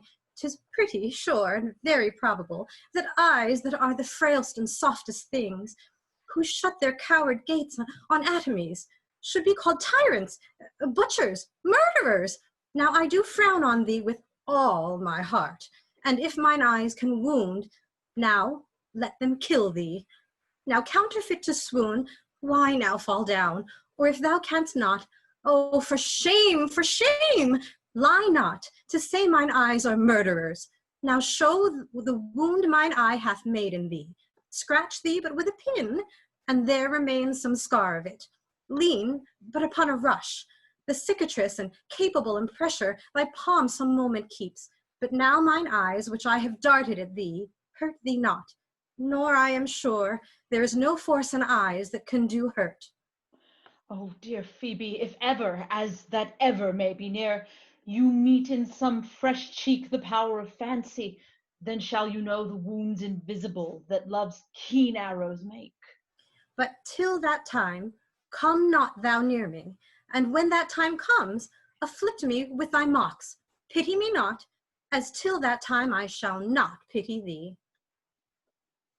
And why, I pray you, who might be that your mother that you insult, exalt, and all at once over the wretched? What, though you have no beauty, as by my faith I see no more in you than without a candle may go dark to bed? Must you be therefore proud and pitiless? Why, what means this? Why do you look at me? I see no more in you than in the ordinary of nature's sail work. Oh, it's my little life. I think she means to tangle in my eyes too. No, faith, proud mistress, hope not after it. 'Tis not your inky brows, your black silk hair, your bugle eyes, nor your cheek of cream that can tame my spirits to your worship. You foolish shepherd, wherefore do you follow her like foggy south puffing with wind and rain? You are 1,000 times proper man than she a woman. 'Tis such fools as you that make the world full of ill-favored children. 'Tis not her glass, but you that flatters her. And out of you she sees herself more proper than any of her lineaments can show her. But of her lineaments you can show her, but mistress, know yourself. Down on your knees and thank heaven, fasting for a good man's love. For I must tell you friendly in your ear, sell when you can. You are not for all markets. Cry the man mercy, love him, take his offer. Foul is the most foul, being foul to be a scoffer. So take her to thee, shepherd. Fare you well. Sweet youth, I pray you, chide a year together. I had rather hear you chide than this man woo. He's fallen in love with your foulness, and she'll fall in love with my anger. If it be so, as fast as she answers with thee with frowning looks, I'll sauce her with bitter words. Why look you so upon me? For no ill will I bear you. I pray you, do not fall in love with me, for I am falser than vows made in wine. Besides, I like you not. If you will know my house, 'tis at the tuft of olives here hard by. Will you go, sister? Shepherd, ply her hard. Come, sister, shepherdess, look on him better, and be not proud. Though all the world could see, none could be so abused in sight as he. Come to our flock. Dead shepherd, now I find thy saw of might. Whoever loved that loved not at first sight. Sweet Phebe. Huh? What sayst thou, Silvius? Sweet Phebe, pity me. Why, I am sorry for thee, gentle Silvius. Wherever sorrow is, relief would be. If you do sorrow at my grief and love, by giving love your sorrow and my grief, we're both exterminate. Thou hast my love. Is that not neighborly? I would have you. Why, that were covetousness. Silvius, The time was that I hated thee, and yet it is not that I bear thee love. But since thou canst talk of love so well, thy company, which erst was irksome to me, I will endure, and I'll employ thee too, but do not look for further recompense than thine own gladness that thou art employed. So holy and so perfect is my love, and I in such a poverty of grace that I shall think it a most plenteous crop to glean the broken ears after the man that the main harvest reaps. Loose now and then a scattered smile, and that I'll live upon. Know'st now the youth that spoke to me erewhile? Not very well, but I have met him oft, and he hath bought the cottage and the bounds that the old Carlet once was master of. Think not I love him, though I ask for him. 'Tis but a peevish boy, yet he talks well. But what care I for words? Yet words do well when he that speaks them pleases those that hear. It is a pretty youth, not very pretty, but sure he's proud, and yet his pride becomes him. He'll make a proper man. The best thing in him is his complexion, and faster than his tongue did make offense his eye did heal it up. He's not very tall, yet for his years he's tall. His leg is but so, and yet 'tis well. There is a pretty redness in his lip, a little riper and more lusty red than that mixed in his cheek. 'Twas just the difference between the constant red and mingled damask. There be some women, Silvius, had they marked him in parcels as I did, would have gone near to fall in love with him, but for my part, I love him not, nor hate him not. And yet I have more cause to hate him than to love him. For what had he to do to chide at me? He said my eyes were black and my hair black, and now I'm remembered, scorned at me. I marvel why I answered not again, but that's all one. Omittance is not quittance. I'll write to him a very taunting letter, and thou shalt bear it. Wilt thou, Silvius? Phebe, with all my heart. I'll write it straight. The matter's in my head and in my heart. I will be bitter with him and passing short. Go with me, Silvius. I prithee, pretty youth, let me be better acquainted with thee. They say you are a melancholy fellow. I am so. I do love it better than laughing. Those that are in extremity of either are abominable fellows and betray themselves to every modern censor worse than drunkards. Why, 'tis good to be sad and say nothing. Why then 'tis good to be a post. I have neither the scholar's melancholy, which is emulation, nor the musician's, which is fantastical, nor the courtier's, which is proud, nor the soldier's, which is ambitious, nor the lawyer's, which is politic, nor the lady's, which is nice, nor the lover's, which is all these, but it is a melancholy of mine own, compounded of many simples, extracted from many objects, and indeed the sundry's contemplation of my travels, in which my often rumination wraps me a most humorous sadness. A traveler, by my faith, you have great reason to be sad. I fear you have sold your own lands to see other men's. Then to have seen so much and to have nothing is to have rich eyes and poor hands. Yes, I have gained my experience. And your experience makes you sad. I had rather have a fool to make me merry than experience to make me sad. And to travel for it, too. Good day and happiness, dear Rosalind. Nay, then, God be with you, and talk you in blank verse. Farewell, Monsieur Traveler. Look you lisp and wear strange suits, disable all the benefits of your own country, be out of love with your nativity, and almost chide God for making you that countenance you are, or I will scarce think that you have swam in a gondola. Why? How now, Orlando? Where have you been all this while? You are a lover, and you serve me such another trick, never come in my sight more. My fair Rosalind, I come within an hour of my promise. break an hour's promise in love? He that will divide a minute into 1,000 parts and break but a part of the 1,000th part of a minute in that affairs of love, it may be said of him that Cupid hath clapped him on the shoulder, but I'll warn him a whole heart. Pardon me, dear Rosalind. Nay, an you be so tardy, come no more in my sight. I had as lief to be wooed of a snail. Of a snail? Aye, of a snail. For though he comes slowly, he carries his house on his head. A better jointure, I think, than you make a woman. Besides, he brings his destiny with him. What's that? Why, horns, which such as you are fain to be beholding to your wives for. But he comes armed in his fortune and prevents the slander of his wife. Virtue is no horn maker, and my Rosalind is virtuous.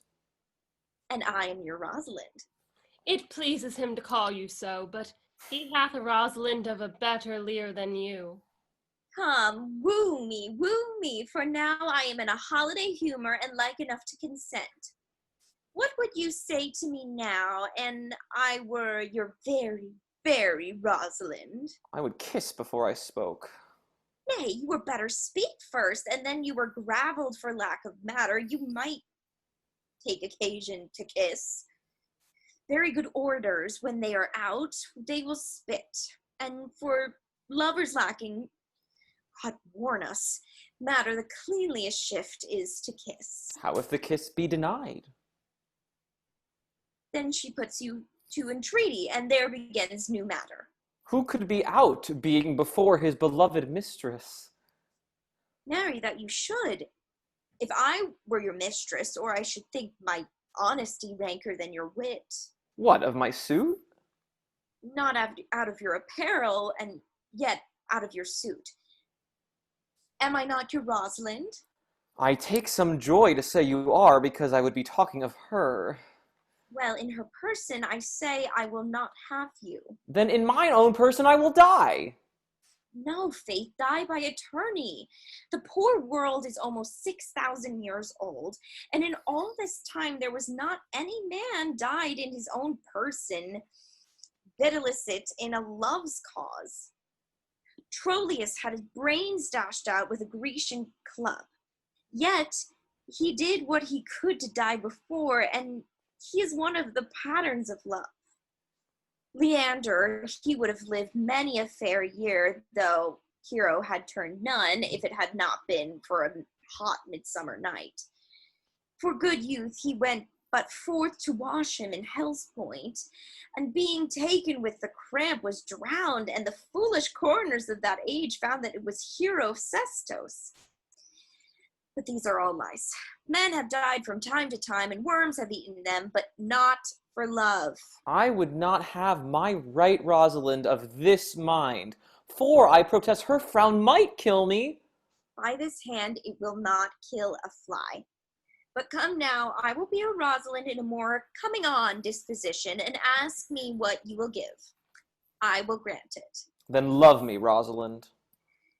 Yes, Faith, I will. Fridays and Saturdays, and all. And wilt thou have me? I, and 20 such. What sayest thou? Are you not good? I hope so. Why then can one desire too much of a good thing? Come, sister, you shall be the priest and marry us. Give me your hand, Orlando. What do you say, sister? Pray thee, marry us. I cannot say the words. You must... You must begin. Will you, Orlando? Go to. Will you, Orlando, have to wife this Rosalind? I will. But when? Why now, as fast as she can marry us. Then you must say, I take thee, Rosalind, for wife. I take thee, Rosalind, for wife. I might ask you for your commission, but I do take thee, Orlando, for my husband. There's a girl goes before the priest, and certainly a woman's thought runs before her actions. So do all thoughts, they are winged. Now, tell me how long you would have her after you have possessed her. Forever and a day. Say, a day without the ever. No. Orlando. Men are April when they woo, December when they wed. Maids are May when they are maids, but the sky changes when they are wives. I will be more jealous of thee than a Barbary cock pigeon over his hen, more clamorous than a parrot against rain, more newfangled than an ape, more giddy in my desires than a monkey. I will weep for nothing, like Diana in the fountain. I will do that when you are disposed to be merry. I will laugh like a hymen, and that when thou art inclined to sleep. But will my Rosalind do so? By my life, she will do as I do. Oh, but she is wise. Or else she could not have the wit to do this. The wiser, the waywarder, make the doors upon a woman's wit, and it will out at the casement. Shut that, and 'twill out at the keyhole. Stop that, 'twill fly out with the smoke at the chimney. A man that had a wife with such a wit, he might say, "Wit, whither wilt?" Nay, you might keep that check for it till you met your wife's wit going to your neighbor's bed. And what wit could wit have to excuse that? Marry, to say she came to seek you there. Shall you never take her without her answer, unless you take her without her tongue? Ugh, that woman that cannot make her fault at her husband's occasion, let her never nurse her child herself, or she will breed it like a fool. For these 2 hours, Rosalind, I will leave thee. Alas, dear love, I cannot lack thee 2 hours. I must attend the Duke at dinner. By 2 o'clock I will be with thee again. Aye, go your ways, go your ways. I knew what you would prove. My friends have told me as much, and I thought no less. That flattering tongue of yours won me, but 'tis one castaway, and so come death. 2 o'clock is your hour? Aye, sweet Rosalind. And by my troth, and in good earnest, and so God mend me, and by all pretty oaths that are not dangerous, if you break one jot of your promise, or come 1 minute behind the hour, I will think you the most pathetical, break promise, and the most hollow lover, that the most unworthy of her you call Rosalind, that you may be chosen out of the gross band of the unfaithful. Therefore, beware my censure, and keep your promise. With no less religion than if thou wert indeed my Rosalind. So adieu. Well, time is the old justice that examines all such offenders, and let time try. Adieu. You have simply misused our sex in your love prate. We must have your doublet and hose plucked over your head, and show the world what the bird hath done to her own nest. Oh, cuz, my pretty little cuz, that thou didst know how many fathom deep I am in love, but it cannot be sounded. My affection hath an unknown bottom, like the Bay of Portugal. Or rather, bottomless, that as fast as you pour affection in, it runs out. No, that same wicked bastard of Venus that was begot of thought, conceived of spleen, and born of madness, that blind, rascally boy that abuses everyone's eyes because his our own are out, let him be the judge of how deep I am in love. I'll tell thee, Aliena, I cannot be out of the sight of Orlando. I'll go find a shadow and sigh until he comes. And I'll sleep.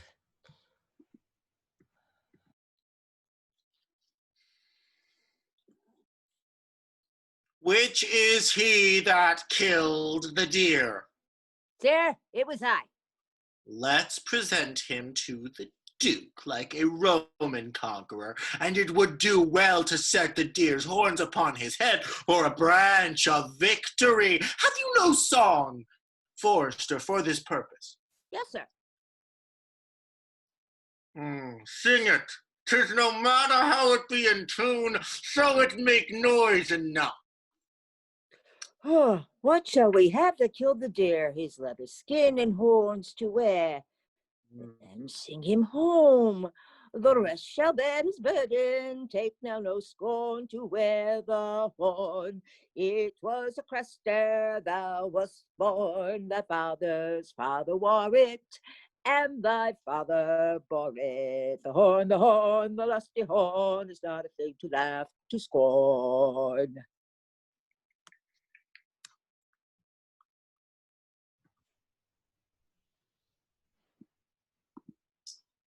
How say you now? Is it not past 2 o'clock? And here much, Orlando? I warned you with pure love and troubled brain. He hath taken his bow and arrows and gone forth to sleep. Look who comes here.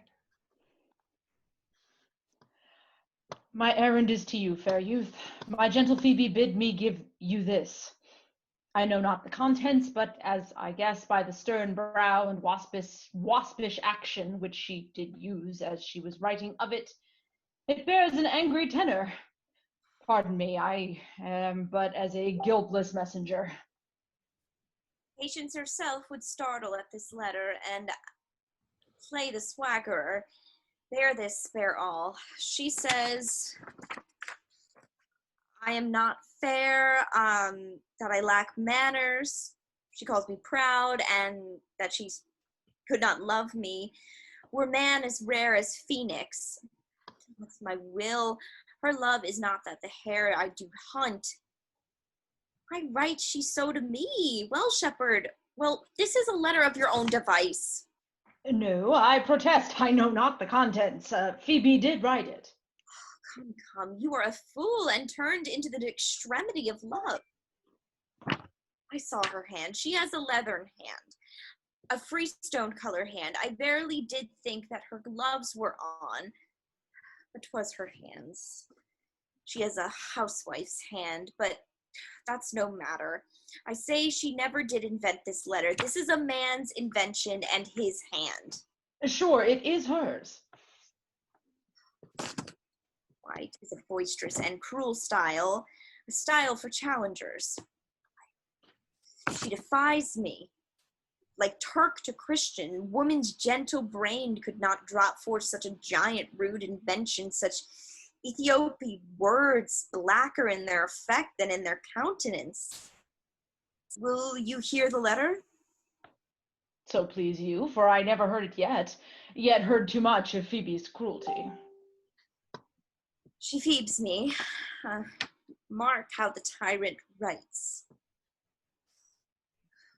Art thou God to shepherd turned, that a maiden's heart hath burned? Can a woman rail thus? Call you this railing? Why, thy godhead laid apart, warrest thou with a woman's heart? Did you ever hear such railing? Whilst the eye of a man did woo me, that could do no vengeance to me, meaning me of a beast, if the scorn of your bright eye have power to raise such love in mine, alack, in me what strange effect would thou work in mild aspect? Whiles you chide me, I did love, and how then might your prayers move? He that brings this love to thee little knows this love in me, and by him up that seal thy mind, whether thou youth and kind will the faithful offer take of me and all that I can make, or else by him my love deny, and then I'll study how to die? Call you this chiding? Alas, poor shepherd. Do you pity him? No, he deserves no pity.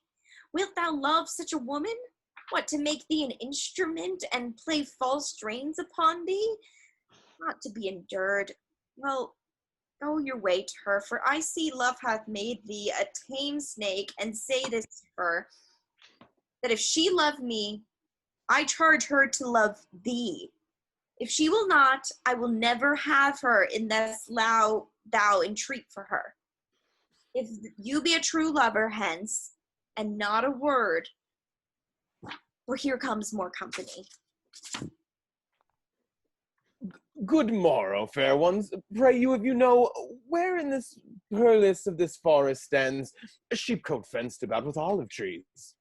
West of this place, down in the neighborhood bottom, the rank of osiers by the murmuring stream left on your right hand brings you to the place. But at this hour the house doth keep itself, there's none within. If that an eye may profit by a tongue, then should I know you by description. Such garments in such years!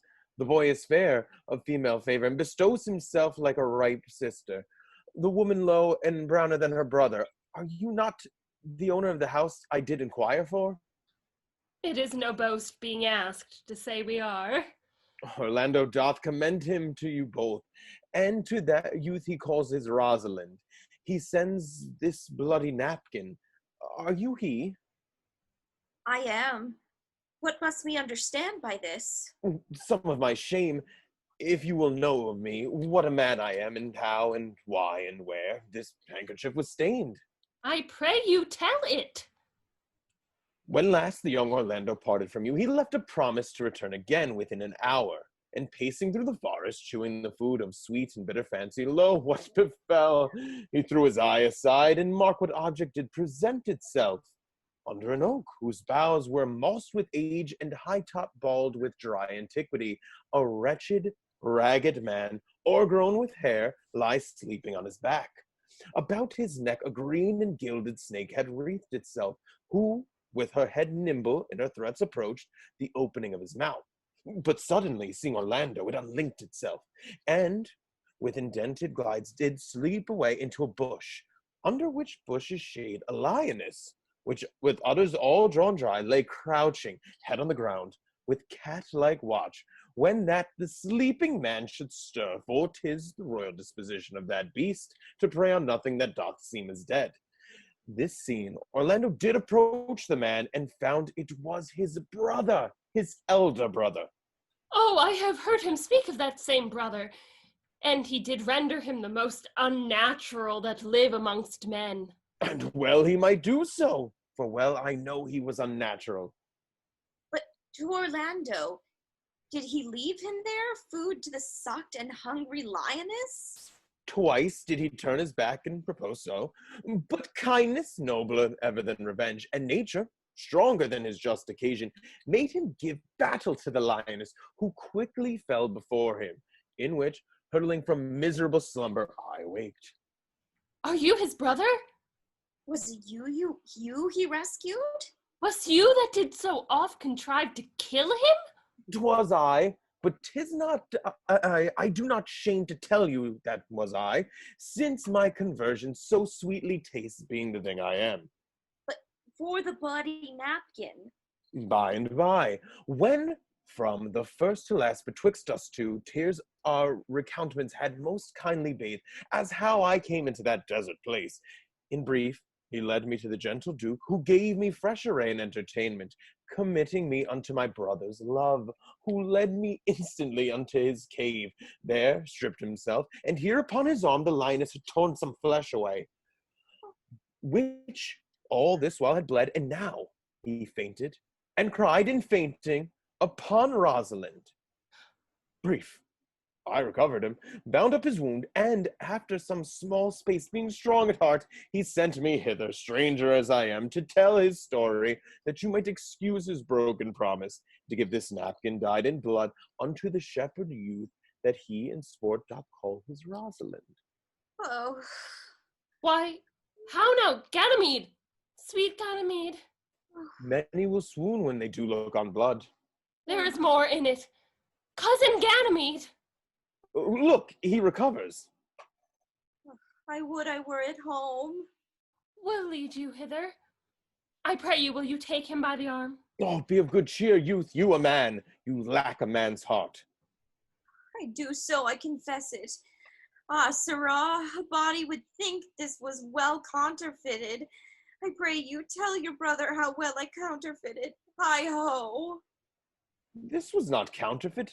There's too great testimony in your complexion that it was passion of earnest. Counterfeit, I assure you.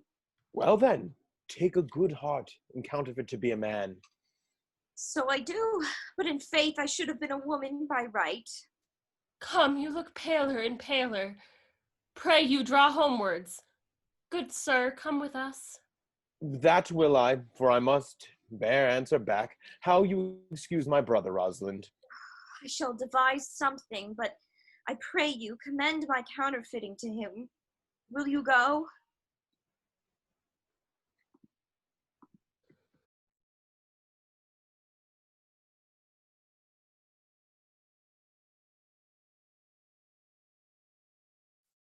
We shall find a time, Audrey. Patience, gentle Audrey.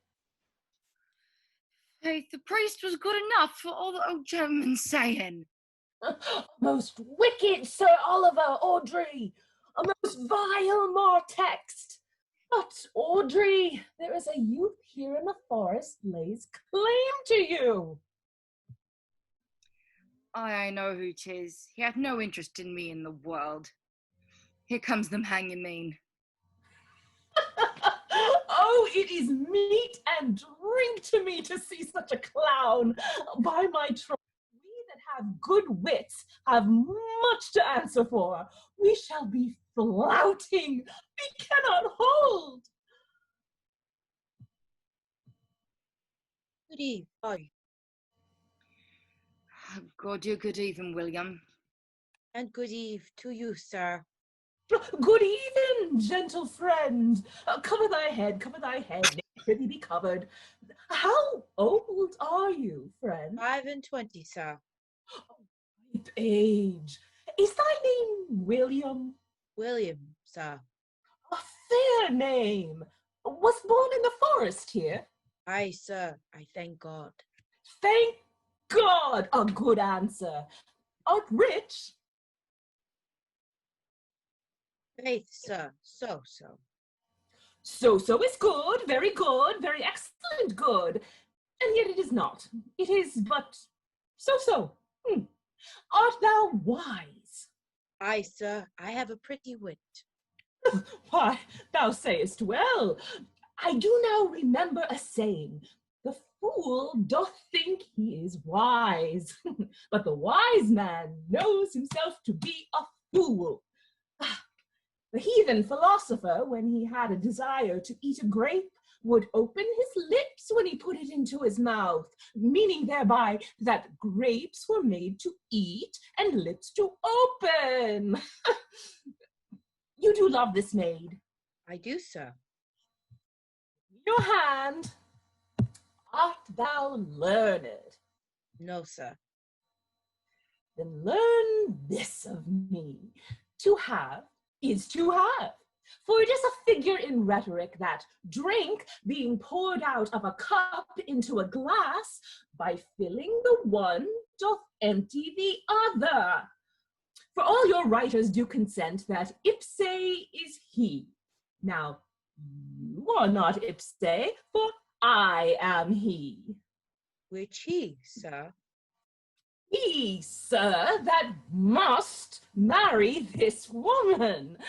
Therefore, you clown, abandon, which is in the vulgar, leave this society, which in the boorish is company, of this female, which in the common is woman, which together is abandon the society of this female, or clown, thou perishest, or to better understanding, diest, or to wit, I kill thee.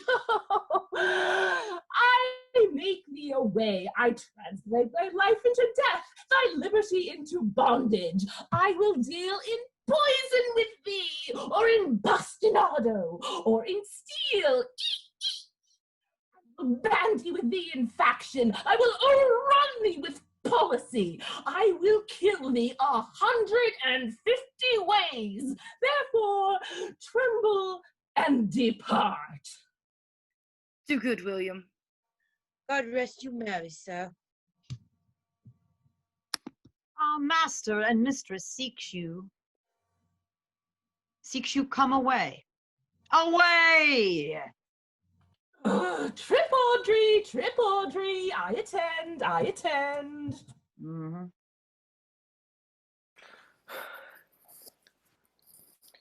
it's possible that on so little acquaintance you should like her, that but seeing you should love her, and loving woo, and wooing she should grant, and will you persever to enjoy her?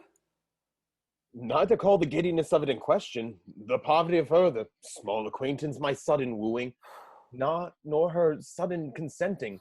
But say with me, I love Elena. Say with her that she loves me. Consent with both that we may enjoy each other. It shall be to your good, for my father's house and all the revenue that was old Sir Rowland's will I estate upon you, and here live and die a shepherd. You have my consent. Let your wedding be tomorrow. Thither will I invite the Duke and all's contented followers. Go you and prepare Aliena, for look here comes my Rosalind.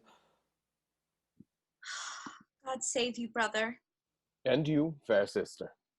Oh, my dear Orlando, how it grieves me to see thee wear thy heart in a scarf. Oh, it is my arm. I thought thy heart had been wounded with the claws of a lion. Oh, wounded it is, but with the eyes of a lady. Did your brother tell you how I counterfeited to swoon when he showed me your handkerchief? Aye, and greater wonders than that. Oh, I know where you are, nay.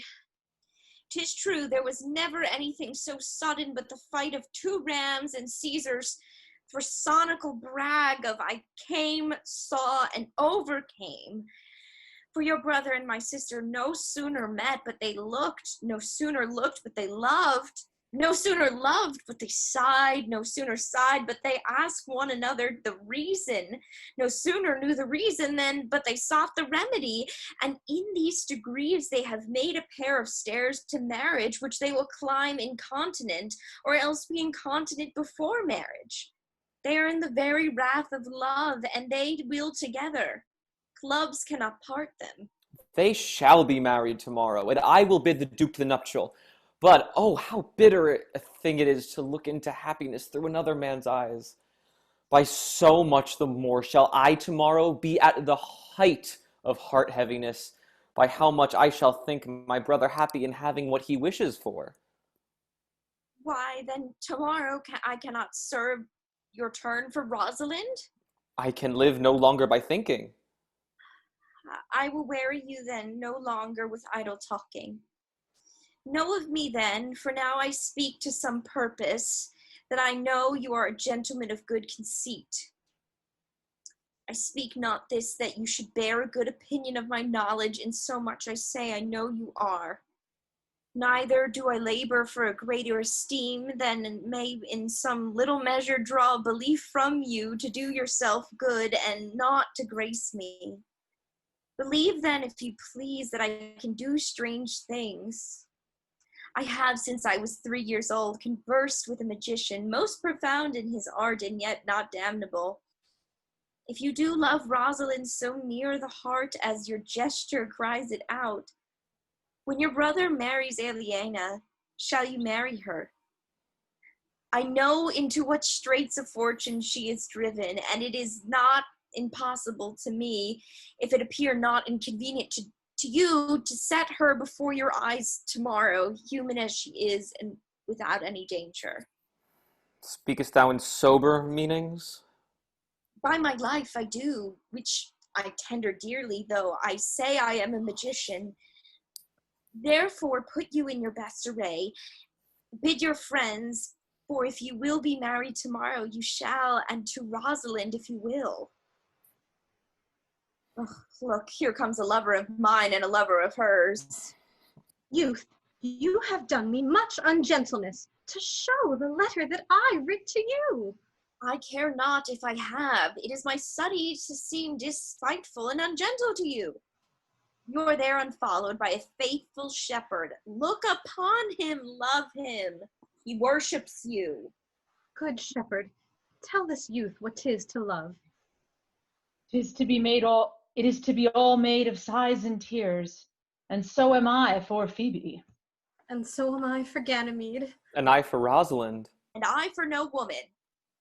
It is to be all made of faith and service, and so am I for Phebe. And so am I for Ganymede. Oh, and I for Rosalind. I for no woman. It is to be all made of fantasy, all made of passion, and all made of wishes, all adoration, duty, and observance, all humbleness, all patience and impatience, all purity, all trial, all observance. And so am I for Phebe. And so am I for Ganymede. And so am I for Rosalind. So am I for no woman.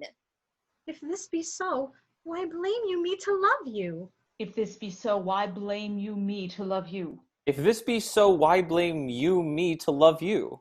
Who do you speak to? Why blame you me to love you? Oh, to her that is not here, nor doth not hear. Pray you, no more of this. 'Tis like the howling of Irish wolves against the moon. I will help you, if I can. I would love you if I could. Tomorrow meet all together. I will marry you if ever I marry woman, and I'll be married tomorrow. I will satisfy you if ever I satisfied man, and you shall be married tomorrow. I will content you if what pleases you contents you, and you shall be married tomorrow. As you love Rosalind, meet. As you love Phebe, meet. And as I love no woman, I'll meet. So, fare you well. I have left you your commands. I'll not fail if I live. Nor I. Nor I.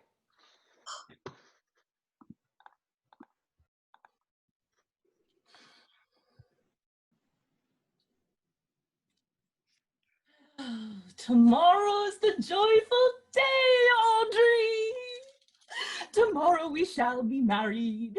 I do desire it with all my heart, and I hope it's no dishonest desire to be a woman of the world. Here comes two of the banished Duke's pages. Well met, honest gentlemen. By my troth, well met. Come, sit, and a song. We offer you. Sit I in the middle. Shall we clap unto roundly without hawking or spitting or saying we are hoarse, which are the only prologues to a bad voice? Faith in faith, and both in a tune like two gypsies on a horse. It was a lover and his lass with a hey and a ho and a hey nonny know that o'er the green cornfields did pass. In the springtime, the only spring thing time, with birds to sing, they ding-a-ding-a-ding. Sweet lovers love the spring, between the acres of the rye, with a hey and a ho and a hey Nelly know. These pretty country folks would lie in springtime. This carol they began that hour, with a hey and a ho and a hey nonny know. Hey, that a life was but a flower in springtime, and therefore take the pleasant time with a hey and a ho and a hey nonny know. For love is crowned with the prime in springtime. Truly, young gentlemen, though there was no great matter in the ditty, yet the note was very untunable. You are deceived, sir. We kept time, we lost not our time. By my troth, yes, I counted but time lost to hear such a foolish song. God be with you, and God mend your voices. Come, Audrey.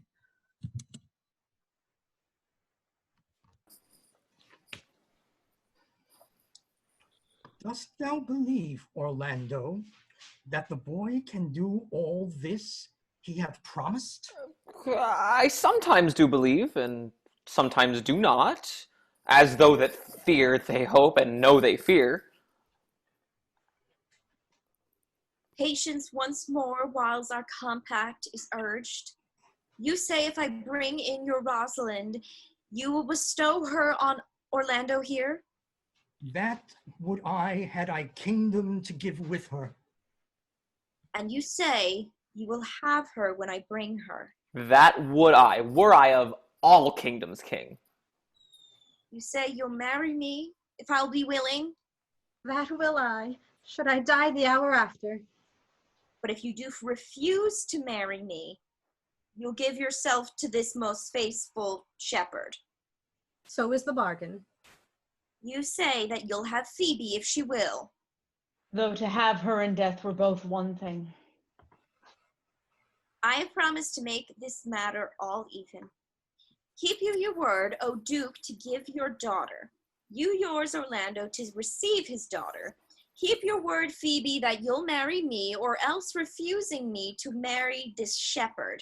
Keep your word, Silvius, that you'll marry her. If she refuse me, and from hence I go, to make these doubts all even. I do remember in this shepherd boy some lively touches of my daughter's favor. My lord, the first time that I ever saw him, methought he was a brother to your daughter. But, my good lord, this boy is forest-born, and hath been tutored in the rudiments of many desperate studies by his uncle, whom he reports to be a great magician obscured in the circle of this forest. There is sure another flood toward, and these couples are coming to the ark. Here comes a pair of very strange beasts, which in all tongues are called fools. Salutation and greeting to you all! Good my lord, bid him welcome. This is the motley-minded gentleman that I have so often met in the forest. He hath been a courtier, he swears. Any man doubt that, let him put me to my purgation. I have trod a measure, I have flattered a lady, I have been politic with my friend, smooth with mine enemy, I have undone 3 tailors, I have had 4 quarrels, and like to have fought one. And how was that ta'en up? Faith, we met, and found the quarrel was upon the 7th cause. How the 7th cause? Good my lord, like this fellow! I like him very well. You, sir, I desire you of the like. I press in here, sir, amongst the rest of the country copulatives, to swear and to forswear, according as marriage binds and blood breaks. A poor virgin, sir, an ill-favored thing, sir, mine own, a poor humor of mine, sir, to take that no man else will. Rich honesty dwells like a miser, sir, in a poor house, as your pearl in your foul oyster. By my faith, he is very swift and sententious. According to the fool's bolt, sir, and such dulcet diseases. But for the 7th cause, how did you find the quarrel on the 7th cause? Upon a lie, 7 times removed. Oh, bear your body more seeming, Audrey. I did dislike the cut of a certain courtier's beard. He sent me word, if I said his beard was not well cut, he was in the mind it was. This is called the retort courteous. I sent him word again, it was not well cut. He would send me word, he cut it to please himself. This is called quip modest. If again it was not well cut, he disabled my judgment. This would be called the reply churlish. If again it was not well cut, he would answer, I spake not true. This is called the reproof valiant. If again it was not well cut, he would say I lied. Or the countercheck quarrelsome, and so to the lie circumstantial and the lie direct. And how oft did you say his beard was not well cut? Oh, I durst go no further than the lie circumstantial, nor he durst not give me the lie direct, and so we measured swords and parted. Can you nominate in order now the degrees of the lie? Oh, sir, we quarrel in print, by the book, as you have books for good manners. I will name you the degrees. The first, the retort courteous, the second, the quip modest, the third, the reply churlish, the fourth, the reproof valiant, the fifth, the countercheck quarrelsome, the sixth, the lie with circumstance, the seventh, the lie direct. All of these you may avoid, but the lie direct. And you may avoid that too with an if. I knew when 7 justices could not take up a quarrel, but when the parties were met themselves, one of them thought but of an if, as if you said so, then I said so. And they shook hands and swore brothers. Your if is the only peacemaker. Much virtue in an if. Is this not a rare fellow, my lord? He's as good at anything, and yet a fool. He uses his folly like a stalking horse, and under the presentation of that, he shoots his wit. Then is there mirth in heaven, when earthly things made even. Atone together, good Duke, receive thy daughter. Hymen from heaven brought her, yea, brought her hither, that thou mightest join her hand with his whose heart within his bosom is. To you I give myself, for I am yours. To you I give myself, for I am yours. If there be truth in sight, you are my daughter. If there be truth in sight, you are my Rosalind. If sight and shape be true, why then, my love, adieu. I'll have no father if it not be he. I'll have no husband if it not be he, nor never wed a woman if you not be she. Peace, ho, I bar confusion, 'tis I must make a conclusion. Of these most strange events, here's 8 that must take hands to join in Hymen's band. If truth holds true contents, you and you no cross shall part. You and you are heart in heart, you in his love must accord, or have a woman to your lord. You and you are sure together, as the winter to foul the weather. Whilst a wedlock hymn we sing, feed yourselves with questioning, that reason wonder may diminish, how thus we met and these things finish. Wedding is great Juno's crown, a blessed bond of board and bed. 'Tis Hymen people every town, high wedlock then be honored. Honor, high honor and renown to Hymen, God of every town. Oh, my dear niece, welcome thou art to me, even daughter welcome in no less degree. I will not eat my word. Now thou art mine. Thy faith my fancy to thee doth combine. Let me have audience for a word or two. I am the second son of old Sir Roland, that brings the tidings to this fair assembly. Duke Frederick, hearing how that every day men of great worth restored to this forest, addressed a mighty power, which were on foot, for this own conduct purposely to take his brother here and put him to the sword, and to the skirts of this wild wood he came, where meeting with an old religious man, after some questions with him, was converted, both from his enterprise and from the world, his crowning bequeathing to his banished brother, and all their lands restored to them again, and that were with him exiled. This to be true, I do engage my life. Welcome, young man. Thou offerest fair to thy brother's wedding. To one his lands withheld, and to the other a land itself as large, a portent dukedom. First, in this forest, let us do those ends that were well begun and well begot, and after, every of this happy number that have endured shrewd days and nights with us shall share the good of our returned fortune according to the measure of their states. Meantime, forget this new fallen dignity and fall into our rustic revelry. Play, music, and you, brides and bridegrooms all, with measure heaped in joy, to the measure's fall.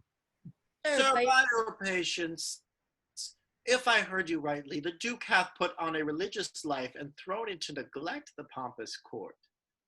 Hath. to him will I. Out of these convertites there is much matter to be heard and learned. You to your former honor I bequeath your patience and your virtue well deserved, that you to a love that your true faith doth merit. You to your land and love and great allies, you to a long and well-deserved bed, and you to wrangling for thy loving voyage is but for 2 months victualled. So to your pleasures I am for other than for dancing measures. Oh, stay, Jaques, stay. To see no pastime, I what you would have, I'll stay to know at your abandoned cave. Proceed, proceed. We will begin these rites, as we do trust they'll end in true delights.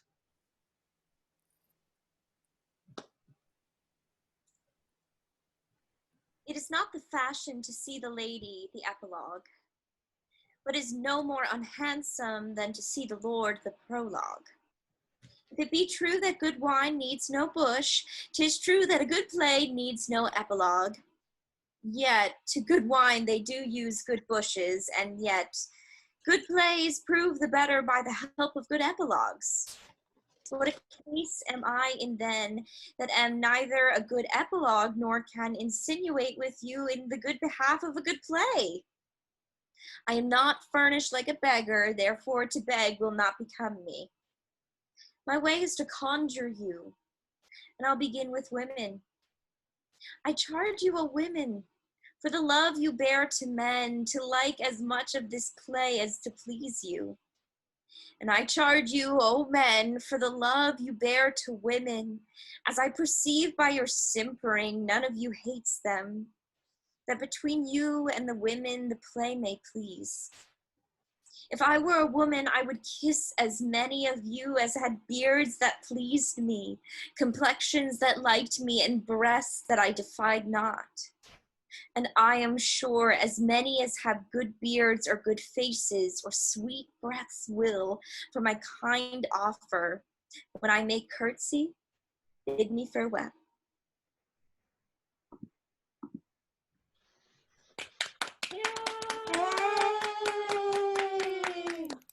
Wonderful work, everybody, and thank you so much for joining us. We will be back at 8 p.m. next Thursday. We promise. We hope. Is there going to be French there? I don't think so. It's going to be Andrew Lloyd Webber and Jason Robert Brown. So Oh, there is but French in that. we look forward to having you join us. For that. Yeah.